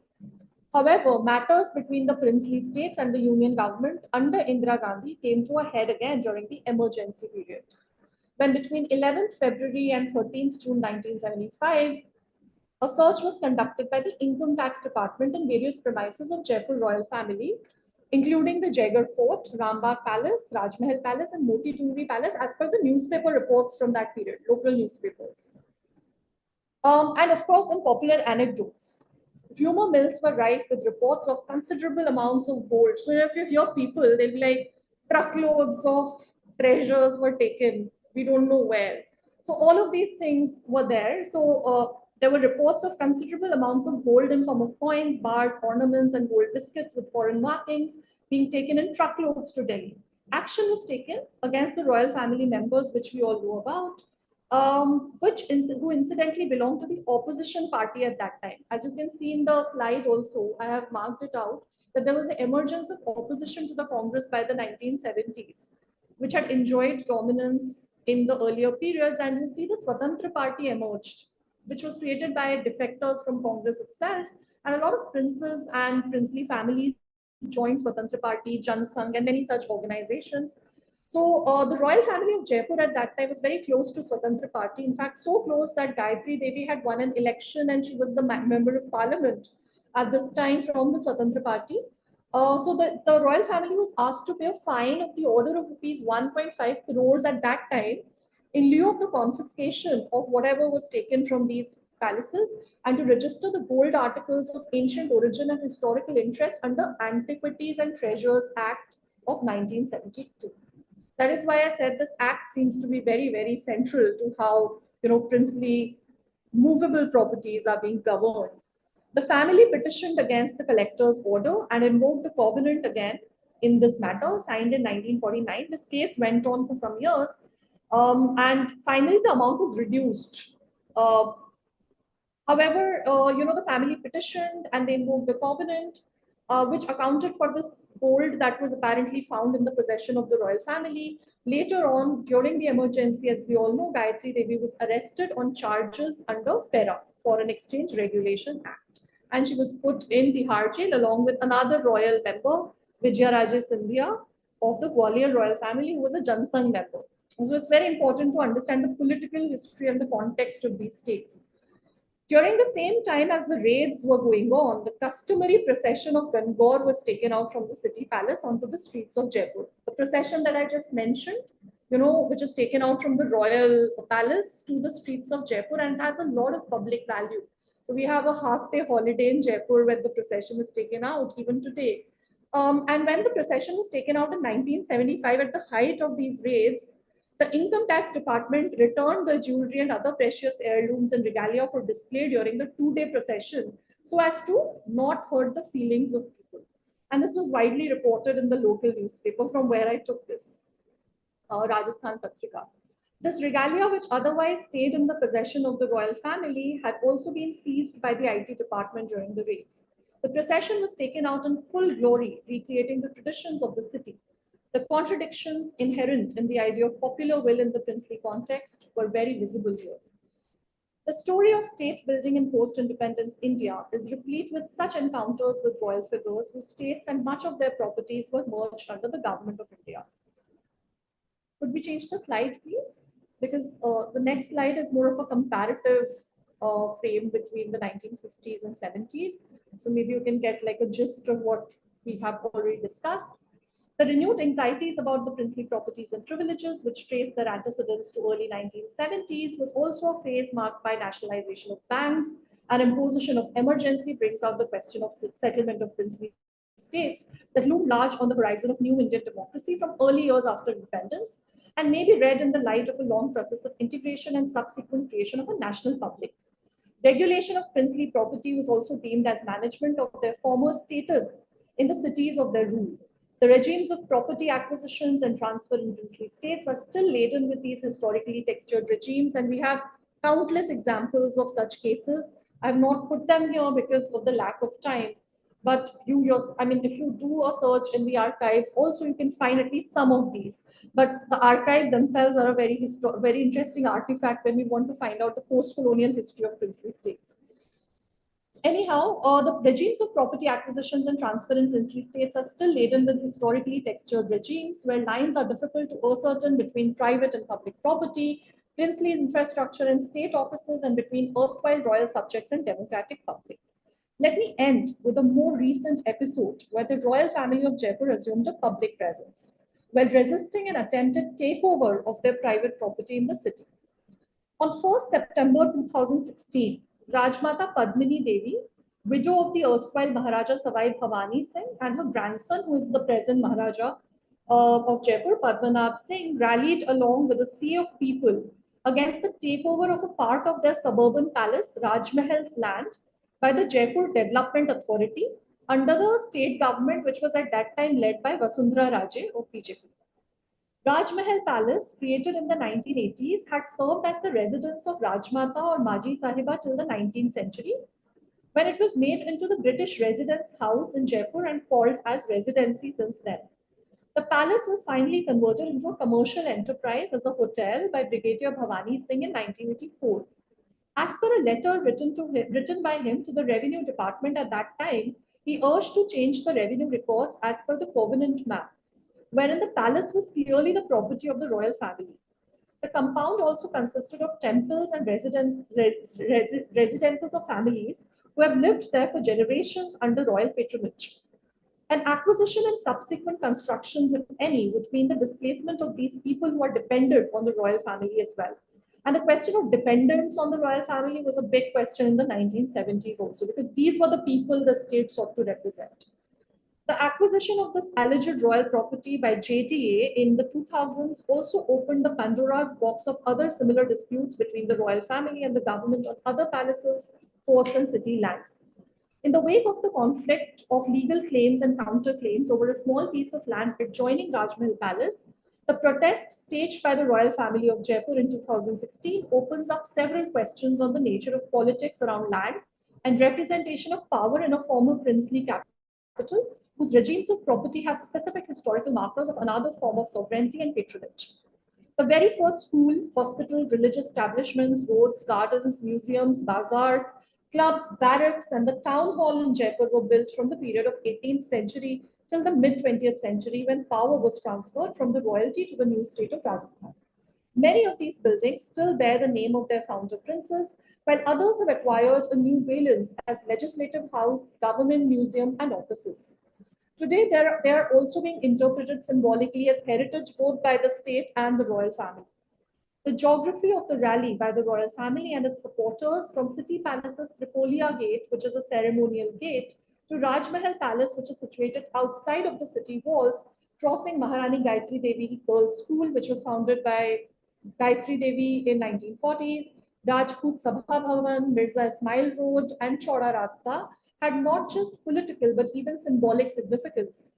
These were either routes with visible princely period architecture and infrastructural development, or had a considerable social component which came out in support of the rally, including groups of Rajputs, Thikanedars or earlier Jagirdars, and old shopkeepers and traders in the city.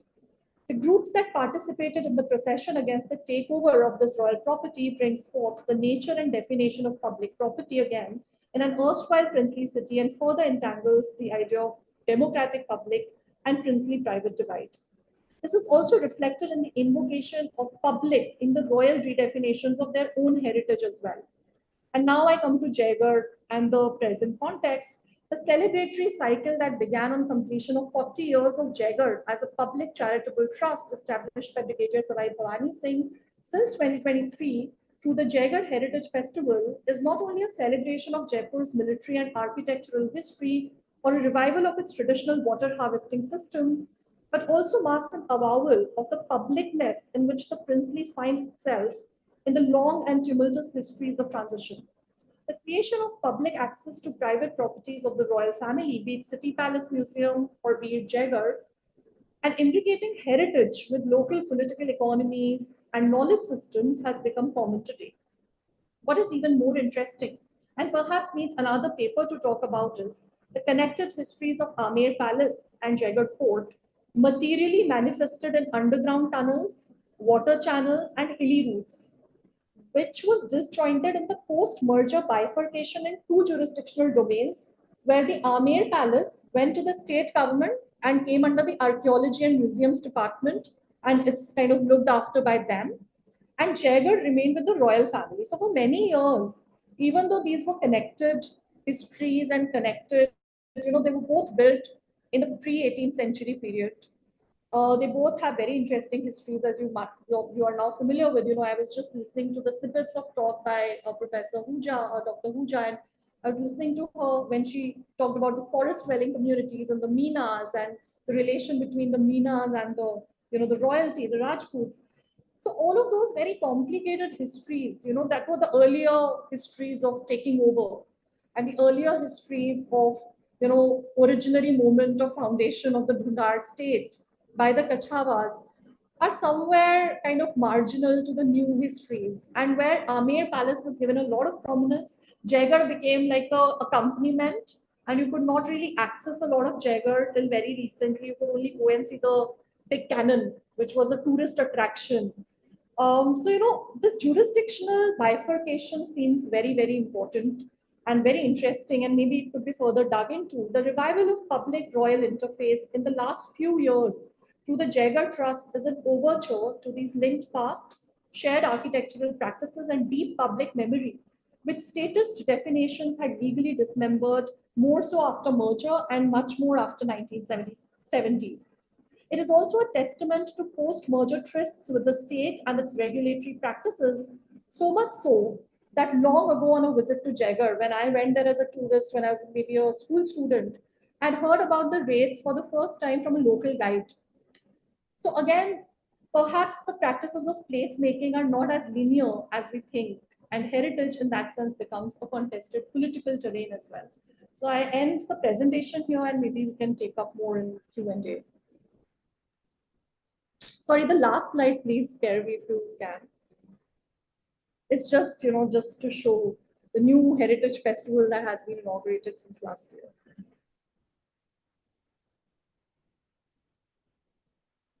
Garima, thank you for that absolutely fantastic exposition. I mean, it is something that will be, apart from just a presentation in itself, it's going to be invaluable to our studio. The moment of transition, or actually that whole phase of transition. I just wanted to ask you before I open to students whether, because of this whole contested area of both heritage and private property, when it comes to the royalty, is there a different notion of ownership which one would call feudal? I'm saying from a historian's perspective, to one that we are commonly that we live in today in the modern, and in the sense of that, is the contestation somehow kind of located in that in contradictions that are there in just the way that we consider what ownership is as a concept? Yeah. Should I respond to this before we take up the questions? No, maybe you can keep it and then we can, it'll probably come out also with the students' question. So I'll open it up to him. That's the broader question, perhaps. Yeah. You guys, students can. Hi, ma'am. Thank you for the immense information that you gave that I'm still trying to process. But I have a few questions. So my first question would be, when during the British colonial era, the concept of paramountcy was established, and the British took that as the ultimate authority over princely states in India. How did this notion of paramountcy influence the relationship between the royal family of Jaipur and the Indian government, particularly in relation with the instrument of accession, abolition of privy purses, and the Acquisition of Jewelry Act? Okay. Sure. Yeah. So more questions or respond? I have questions, ma'am. So Meghavi, right? I can see. Yes. So yeah, please go ahead. Sorry, I thought the question was finished. So this is the first question, right? Yes. So my second question is, how would you define the notion of wealth in relation to Jaipur's princely properties, particularly in all these acts that we already talked about, and the revolving role in the heritage tourism? What would be the notion of wealth according to you? The third question would be, during the British my third question is in relation to the first question as well. Like, how would we distinguish and reflect upon the distinction between private and public property that you already touched upon? And how would you also distinguish between the symbolic and the absolute power that they had in context of these particular ships that we had already mentioned, and what kind of impact they had on the Jaipur state?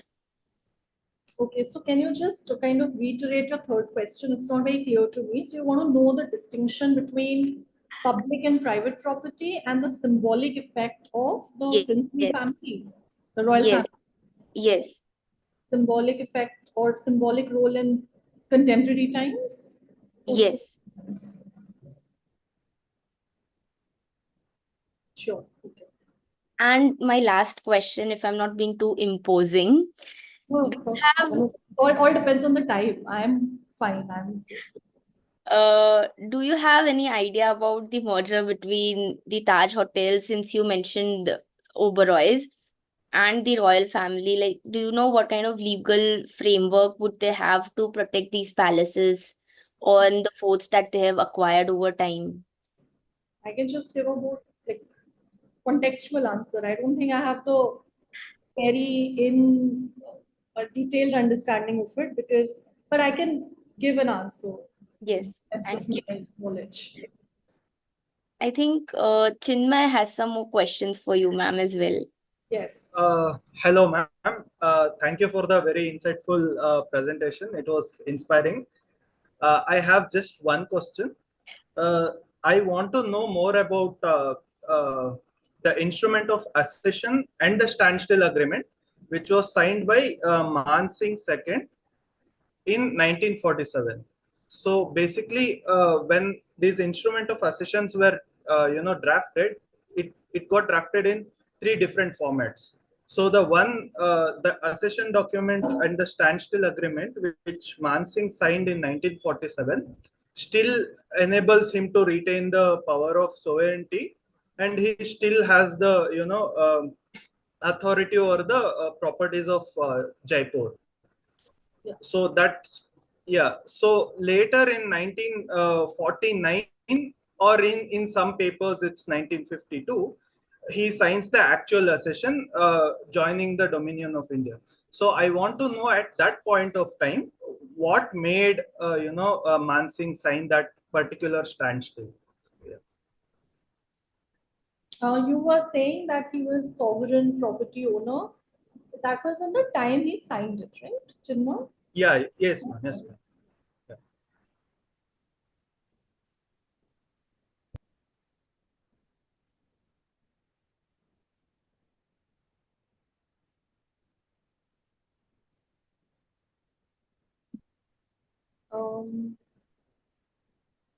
Any other questions? Clarifications?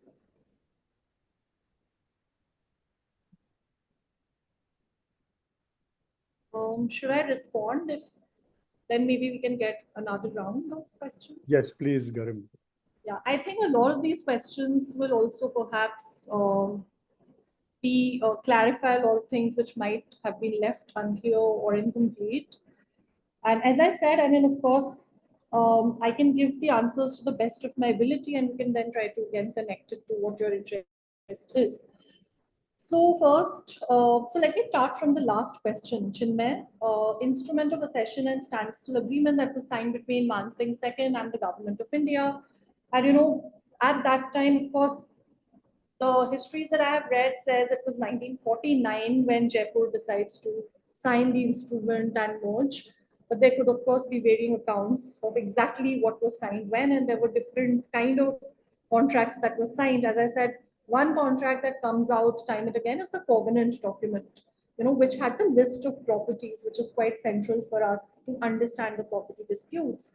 And till very, very recently, also even till 2016, the Estates Department in the government of Rajasthan, which is looking after all the princely properties after merger, it still invokes the covenant. And so it remains a very incomplete document, still, one can say, there is always a debate on what was given originally. Is it raw property? So there was an office that was started, I think, way back in the 1980s called the Receiver's Office, which would clarify a lot of these doubts about the covenants in Rajasthan state and the Estates Department, the Sampada Vibhag, as it is called. Now, why did Man Singh agree to sign the standstill agreement? Of course, I won't go into the intentional argument here, like what he really wanted or what was in his mind, but by the context, Chinmay, of that period, there was no real option for the princely states. There was already a lapse of colonial paramountcy. The princely states, in theory, at least by Indian Independence Act, were given this choice that they could either join either of the two states, Pakistan, India, or stay free or independent. But as things turned, and as in the 1940s, in the run-up to the accession and run-up to independence also, there were already very active Congress bodies like Praja Mandals in the princely states. I also mentioned Mirza Ismail very deliberately here because Mirza Ismail was very friendly and quite supportive of the Praja Mandals. In fact, so much so that the Maharaja also had a certain gesture of giving certain land or properties to these new elites that were coming up in the city. You all might have seen the Birla Mandir. So Birla Mandir, which is in the outskirts of Jaipur, on your way from the airport to the walled city, Jawaharlal Nehru Road, a huge marble structure. That land was given to the Birlas by Maharaja himself in the sometime in the late 1940s. And Ghanshyam Das Birla, who started building that temple, was very prominent leader of the Congress. So there was already a political context which was ripe for this kind of an agreement. And the kind of financial and, of course, military commitments, security commitments that a nation state demanded was not something that a princely state which is locked on all sides from India could really live up to. Even though Jaipur had a very strong presence of military, both Maharaja Man Singh and his son, of course, we know, were trained in military academies in Britain. In fact, Maharaja Man Singh has a monograph on the infantry that he founded in Jaipur. And the barracks were created in Jaipur. So, even though, despite all of that, it was not seen as very feasible for the states, even Jaipur to that extent, to stay independent. The only states which sort of put up a little bit of fight, not just, in any, in terms of just defending themselves against the Indian state, but also legal fight, was Hyderabad, which presented a very interesting example where it went to the United Nations to claim statehood. And so princely states also came into the purview of international law at that period. In fact, the contract that you're talking about, the standstill agreement, the instruments of accession, were a part of international agreement. That is why the Ministry of States was looking after them specially. It was not simply home affairs stuff at that time. Why international? Because the states claimed sovereignty, as you yourself point out. So the state, because it was sovereign, it was signing a contract and an agreement with another sovereign entity that had emerged after 1947, that is India. And so through Ministry of States, which acted only as a mediator, the two sovereign states came together and signed a contract which was in theory mutually agreeable to them. But in practice, a lot of disputes remained. And the practice is also something which is kind of laden more in favor of the Indian state, which was much more powerful by this time and had gained more legitimacy as well after the national struggle. So, that could be a brief response to your question, Chinmay. Coming to Meghavi's questions, thank you for them. The first is, of course, the concept of paramountcy remains a very, very, very integral idea in governance of princely states since the colonial period. And if you go back to publications on this, you can just go back to the work of Ian Copland, for instance, and you'll find a lot of examples of our Chamber of Princes, which was a representative body of the princely states in the 1920s, 1930s, was actually arguing against this concept of paramountcy and seeking definition of what paramountcy means. We all understand sovereignty, right? It means a monopoly over power in a particular territory. And princely states were sovereigns. There's no denial about that. But what could come above sovereigns? And that is why the idea of paramountcy was invented. It was actually a colonial invention. And there was a committee that was set up in response to the Chamber of Princes' demand called the Butler Committee, which submitted its report sometime in the 1920s, just before the Round Table. I think the second roundtable conference when Mahatma Gandhi also went to that, and there were also some representatives from the Chamber of Princes, and there were discussions on this very concept. And one of the sentences which I've used in a paper of mine on this, which remains central to how one defines paramountcy, is paramountcy must remain paramount. So, it was this, what would you call this kind of a statement? Tautological, like something that comes back to defining it without any definition. It remains an absolute declaration of power. It's just declarative and performative. And there was no substance or no material understandings of what is paramountcy. So, for instance, the colonial rulers would come and materially they would establish themselves via the residency, and then they would send their representatives. So, in the princely court, they would also have power over, let's say, aesthetics. I was just giving you some examples, PWD, architecture, everything was affected by colonial mediation by this time. So I think paramountcy, if one wants to understand it, would bring the legal, but not just the legal, also the extra legal aspects of power. As and when it was required, the Britishers would redefine the domain of paramountcy. And that flexibility made it really dangerous. Right now, interestingly, the question had two parts. The other part is, how did the Indian government's relation with the princely states get affected by paramountcy? They should not have, ideally, because they were two sovereign states, and they were getting into treaty agreements and things were solved. After instrument of accession, covenants, should not have been any debate, but there was debate. And there was a case against the abolition of privy purses that I mentioned, the 1971 case filed by the Maharaja of Gwalior.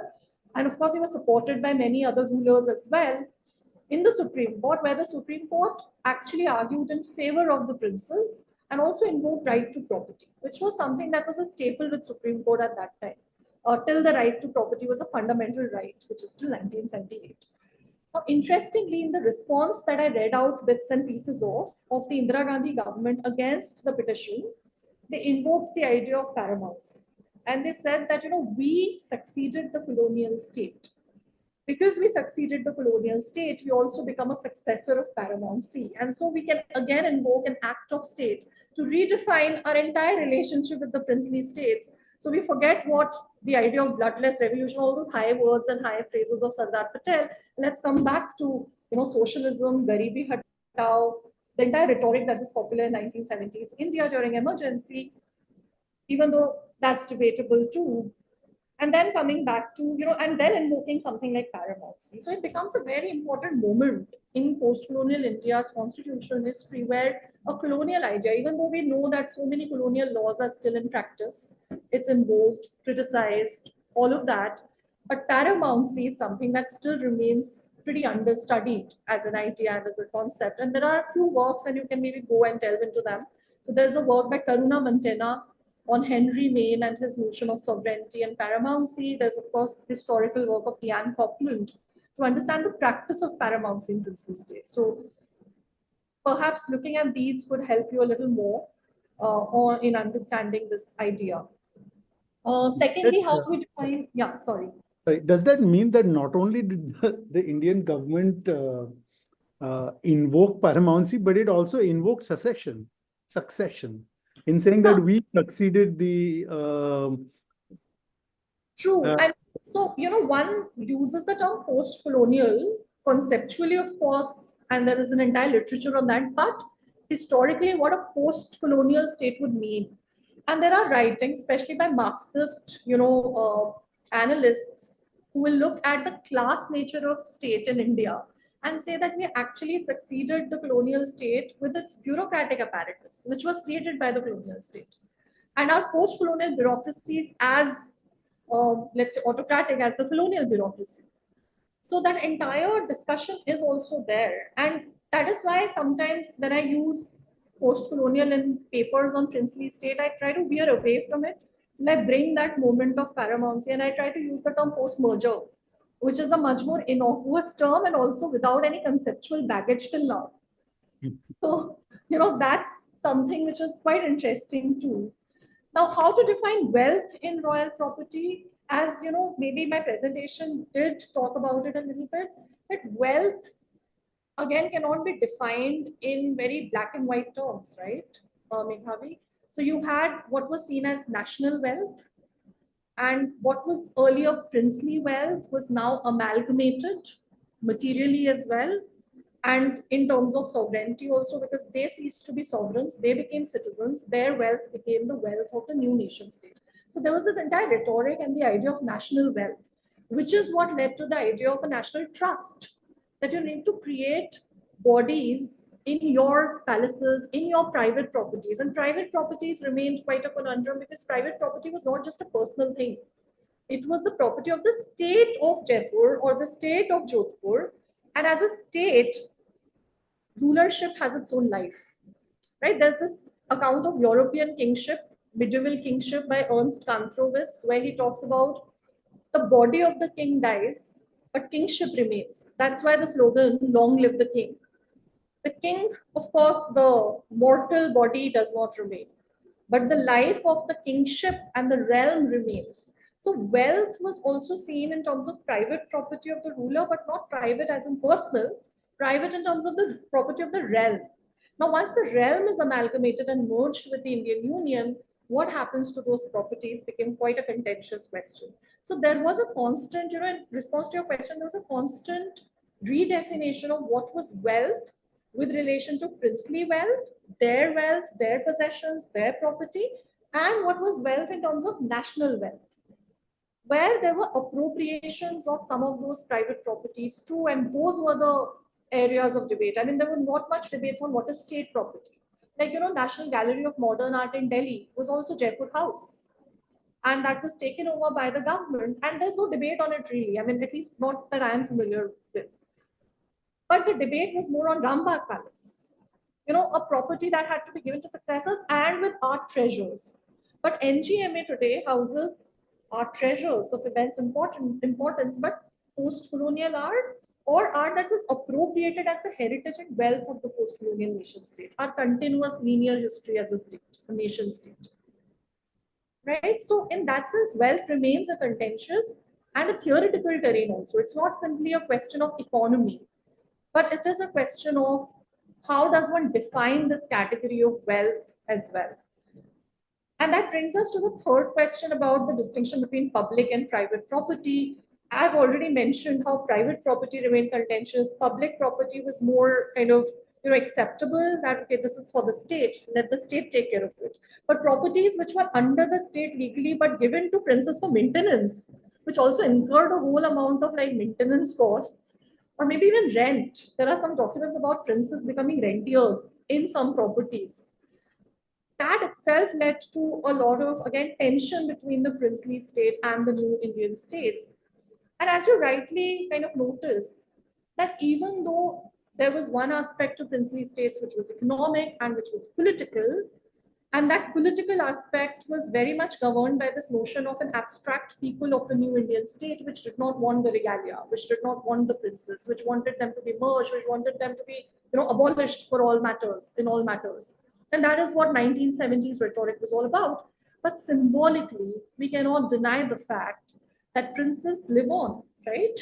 I mean, whether they live on in princely states or whether they live on in other terrains where we are totally like voyeuristic to huge displays of wealth, weddings, opulent weddings, and of course princely states where you see processions and so much of this, this, again, I don't find a better word, but opulence, like excess. So I think symbolic excess of princely has remained. Legal regulation had been attempted, sometimes successfully, sometimes contentiously. Politically, they remained very powerful, so much so that even today, I mean, it's very difficult to defeat a princely figure if they are fighting an election and you have statistics to prove it. And even today, you can't talk about politics in Rajasthan, for instance, without talking about the princely histories, right? We still have princely figures in very prominent positions. So I think that remains important, and that creates a whole lot of complications. You can't really have a neat and clean narrative that, there is a break and now we start with a new era, or there is a break and today we start with this new political economic understanding. Those complexities stay imbricated because you can't really wish away those historical, figures or those pasts. And you can't really wish away how people think, even if you might like to sometimes. So this idea of popular remains quite complicated. Now, Taj Oberoi legal status, the only kind of document I found about this, and I only speak from that side because I don't really know what the actual agreement between them was. I can just presume that it was an agreement because for a very long time, since the late 1950s, much after the merger, the Maharaja himself ran this property as a hotel. It was run by the royal family. But over a period of time, we have seen that royal family, even in their own properties, are outsourcing the operations and also outsourcing. So in Jaigarh, what I understand of the public charitable trusts and the festival is that they have outsourced the function in terms of organizing the festival. The royal family is the face of it, but there are so many partners who organize it with them, right? Who are event managers, publicists, maybe scholars, a lot of these bodies that come together, also very active in heritage circuits of Jaipur. The Oberois were, of course, a purely business group with a huge presence in hospitality sector at that time. This is pre-Incredible India campaign. So, of course, tourism was still in its taking baby steps in India. Post-liberalization of economy in 1990s, a slide which I did not bring here, but something that will create a huge impact on heritage tourism. And a new body will be founded in Rajasthan in the 1990s called the Rajasthan Tourism Development Corporation, which would be kind of, so for that you need a lot of these consultants, also hoteliers like the Oberois who were running hotels in many other places. And so then I think the deed was made and there was a transfer. But I don't know the exact nature of transfer. What I found from the documents is that there was a sale involved. That is what the contention was. Now, I'm not sure whether the government also understood it fully, or the government had, the term that's used in the documents and the correspondences from where I take the story is the sale of Rambagh Palace. But it's still so it is taken over by the Oberois, but we don't know whether it's only taken up for, functions, outsourcing of hospitality, or, as a property. It's very unlikely that it's given as a property on sale, maybe parts of it, and some parts of it are still retained. In fact, if you go to Rambagh Palace, and I have because one of my grandfather's house is very close to Rambagh in Bapu Nagar, of course. which was one of the colonies of the Congress session land. And in Bapu Nagar, so we used to go to this Shiv Mandir, which was run by a Brahmin, very poor Brahmin family. And they still retain that thing. They still retain that structure. They kind of do the basic maintenance. It's like their house and a shrine, which is open to public. And they have relations with a lot of patrons around the area. So they'll come monthly to a house, to judgments. So it's very interesting. There are many lives of these structures. You can't just say Rambagh is given to Oberoi and end of story. Reiterating my earlier response. First of all, how is it given? There needs to be some more clarity. And I can only say there was a sale in the government documents, but one is not sure what exactly. Then again, which portion of Rambagh is under the royal family, some of which is still populated by their earlier dependents, people who might have been given grant of temples, these Brahmin families. So a lot of crisscrossing of property and legal titles is there. In fact, if you go to Jaipur, and if you're in like any other old city, in Calcutta also you see a similar picture. Old houses and older spaces, they have a lot of notices like court stay or order of court. By order of court, you can't redevelop them because there is so much complication in terms of whose property it is. Right? I'm sure in Ahmedabad also in the polls, perhaps you find a similar story. In Calcutta, in northern parts, the 19th century part, relatively new to Jaipur, but still one finds this, and here there was of course rent control too. So you find multiple ownerships and multiple lease. And that is what makes these histories much more, interesting. Of course, Jaigarh seems to have a much clearer history in terms of a royal property, but not connected to its actual palace, which was Amer, built around the same time. And yeah, so just lastly to respond to what Riyaz was saying, feudal property and modern property. So in response to this, I can just say that it is a very, very important question, and perhaps how you're perhaps also looking at Jaigarh and other properties, and also for purposes of conservation, where legal titles remain very important. And that's why a large part of global South cities remain beyond conservation. Because one does not know who will conserve, who has the rights over them. But here, at least, there is a clear right. Having said that, the idea of feudal property, see, now property is a modern concept, right? So if one talks about grants, or we use a language that was used, let's say in 18th century, by the rulers, or even before that by the rulers, that would be a different register of property, I would say.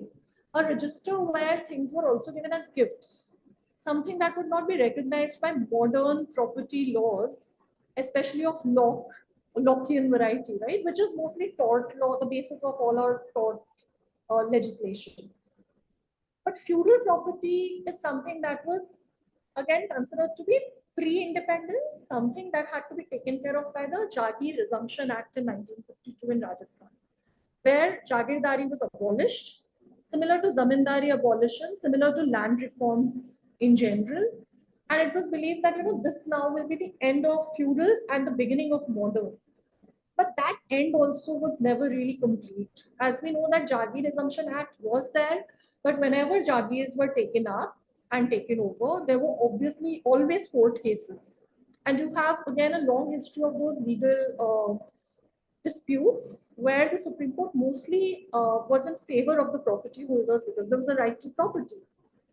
So feudal property in terms of grants, gifts, and there could be a lot of other things as well. I mean, one has to go into the histories of those states also to see what were the particular ways in which feudalism and the debate on feudalism itself among Indian historians, feudalism reflected itself in creating estates. In India, whether we had that kind of feudalism is itself under debate, but in Rajasthan, there are still historians like Norbert Peabody, who would say that no, there was feudalism in Rajasthan, and there was the king, and then there were the Thikanadars, whose Thikanas were independent. So they were sovereign, like not sovereigns, but they were rulers of their Thikanas. So under Jaipur state, there was the Sikar Thikana or Khetri Thikana, and the Thikanadars there were Rajputs. They were the clan, the same clan also, or there were some kinship networks as well. So there is a classic feudal kind of relation here. And those Thikanedars obviously also had resisted the prince in different movements. In fact, colonial mediation there became very important. So there is a very interesting report by the colonial administrators called the C.U. Wills report. And it's by the name of C.U. Wills, who was the administrator, colonial official, who looked after the resistance by the Sikar Thikana against the Jaipur fort. They wanted to become independent, and most of the peasantry was also Jat peasantry, which was a peasant group, not the ruling clan, not in Jaipur at least. So these feudal histories are very much there, but post-independence again there was a solution, which was the Jagir resumption, which never happened. So a lot of these feudal properties were then used in the nature of modern property only, where some of it was then given to hospitality. Jaipur Lit Fest started in one such property, the Diggi Palace, which was again the garden house of one such tikanedar. So Seeker House is again there as an exhibition space, very close to the walled city. So we have modern, so there was a transition to modern property, but the titles and the histories remain alive, at least in court cases, which are trying to running against the time kind of manner. They're trying to figure out how to solve this case, but it's difficult. No, Anyway. I think, in at least the architectural narratives, and you mentioned it, perhaps it was the earlier talk, I don't remember, but that Nehru kind of idealized Jaipur as symbolic of being this modern city with rationality and so on. And I think it's, the venerated architect Korea, of course, has the whole mythology of the shifted square and so on. And we are beginning to realize as architects that this is a really simple abstraction of the kind of complexities that actually go. And then the scientificity itself is under scanner. As soon as you start working on Jaipur also, and just talk to a few people also, you get to know so many layers of Jaipur's urbanity. For instance, of course, there is this entire tantric tradition in Jaipur also, on which there were a lot of followers. We know about the Vaishnav, there were the Shaivites, there are a lot of mutts in Jaipur as well. So there's an entire religious topography. And that leads to a lot of debates. I remember during the metro tunnel construction, and this was a paper I presented in CEPT some time back, there were some structures that were found underneath the chopper. And it was believed that, are these secret tunnels, surang, or are these water channels? And of course, then there was a understanding that these were water channels because there were tanks. And where were these secret tunnels anyway leading to? And of course, there were a lot of conspiracy theories that secret tunnels which are leading till Amer, or secret tunnels which are leading you to some important place, treasury or something.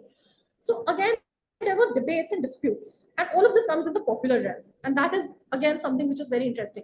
So there's a life of heritage among experts, right? Like yourself and the CEPT, which has been quite active in Jaipur for a long time, as I gather. I remember meeting people from CEPT when I was doing my fieldwork in 2013 as well. And then there is an entire popular domain of heritage, which I don't know if they come together, but if they do, it will be quite a rich and fascinating narrative. Yeah, no, actually, we are much more interested in that treasure. Yeah. Where did it go? Yeah, I gathered from the themes. So everywhere we went, everybody was absolutely convinced that that gold has been taken out. But anyway, that's for popular narratives. But would anybody else like to ask any other questions? I have one last thing. Yeah. Can you repeat the names and the sources that you just mentioned? Okay, so one of the works, which is not on princely states per se, but on one of the theorists of sovereignty, Henry Maine. He's the theorist, and the work is by Karuna Mantena, Karuna, Mantena, Mantena. That's, of course, on the idea of paramountcy. Butler Committee report is something, if you can find it, it could be available somewhere. Because it was published also later on in some like anthology. So Butler Committee report is there on paramountcy, and then there's work of Ian Copland, I-A-N Copland, C-O-P-L-A-N-D. And of course, you can go into the historiography of princely states by Barbara Ranisak, which is quite an important Cambridge history of princely states, a very standard history. There's work of Robin Jeffrey, There's work of Vishwamay Pati and Ernst Waltraud on, so the bheels of Udaipur, for instance, the Mewar region. There must be works on the Meenas as well in some of these compendiums. So there is a lot of new histories of princely states, kind of revising the earlier very statist narratives to talk about what popular resistances were, what were people doing in princely states, that kind of a narrative. So you'll find some of these. And of course, most importantly, I'm sure you might be aware of this from your visit to Jaipur too. There is the history of Jaipur city by A.K. Roy. Hmm. You're familiar with that. That's one of the most, and V.S. Bhatnagar's book, just from Rajasthan. So, yeah. Thank you so much, ma'am. Are there any other questions? Garima, thank you so much. This was absolutely wonderful, and we hope to invite you again at Thank some you. point in the studio, also to perhaps comment on our work as a reviewer. No, I'd love to. I had come once to visit Gauri's studio, which she had started, I think, the history of architecture in the poles. And I'll be visiting Jaipur. So I was also interested to know if you would be there or your work would still be going on in October. In We Jaipur. will, towards the end of our semester, it depends when in October, we conclude sometime around the 25th. Oh, I'll be there throughout October. Oh, throughout October. So then maybe what we can do is, because the final output of this is an exhibition, so we will invite you to Ahmedabad, which is not far. That's wonderful. So I will be in touch with Kairavi on this, and we will hopefully have you here to see the final work. It was really a pleasure to talk to everyone, and it's really interesting. I saw the outline and I thought it's quite interesting how you're approaching it. Because otherwise, I always believed and presumed, and it was wrong on my part, that it's very kind of built architecture and conservation and experts go with that. But to know the political tumult is an important part of these narratives, I think, and so it's quite interesting. Yeah, thank you so much, Garima. Without the inputs like yours, we can't go. We will go back to buildings and formal. Great work. So, yeah. Thank you so much. Ma'am, last thing, if you wouldn't mind, can we get back to you with more questions? Sure. Kairavi has my mail ID, so you can of course mail. Thank you so much, ma'am. Okay, thank you. Thank you. Yeah. So we will end this session for today. Sure. Yeah. Yeah. Thanks. Thank you. Thank you, Garima. Thank you, everyone.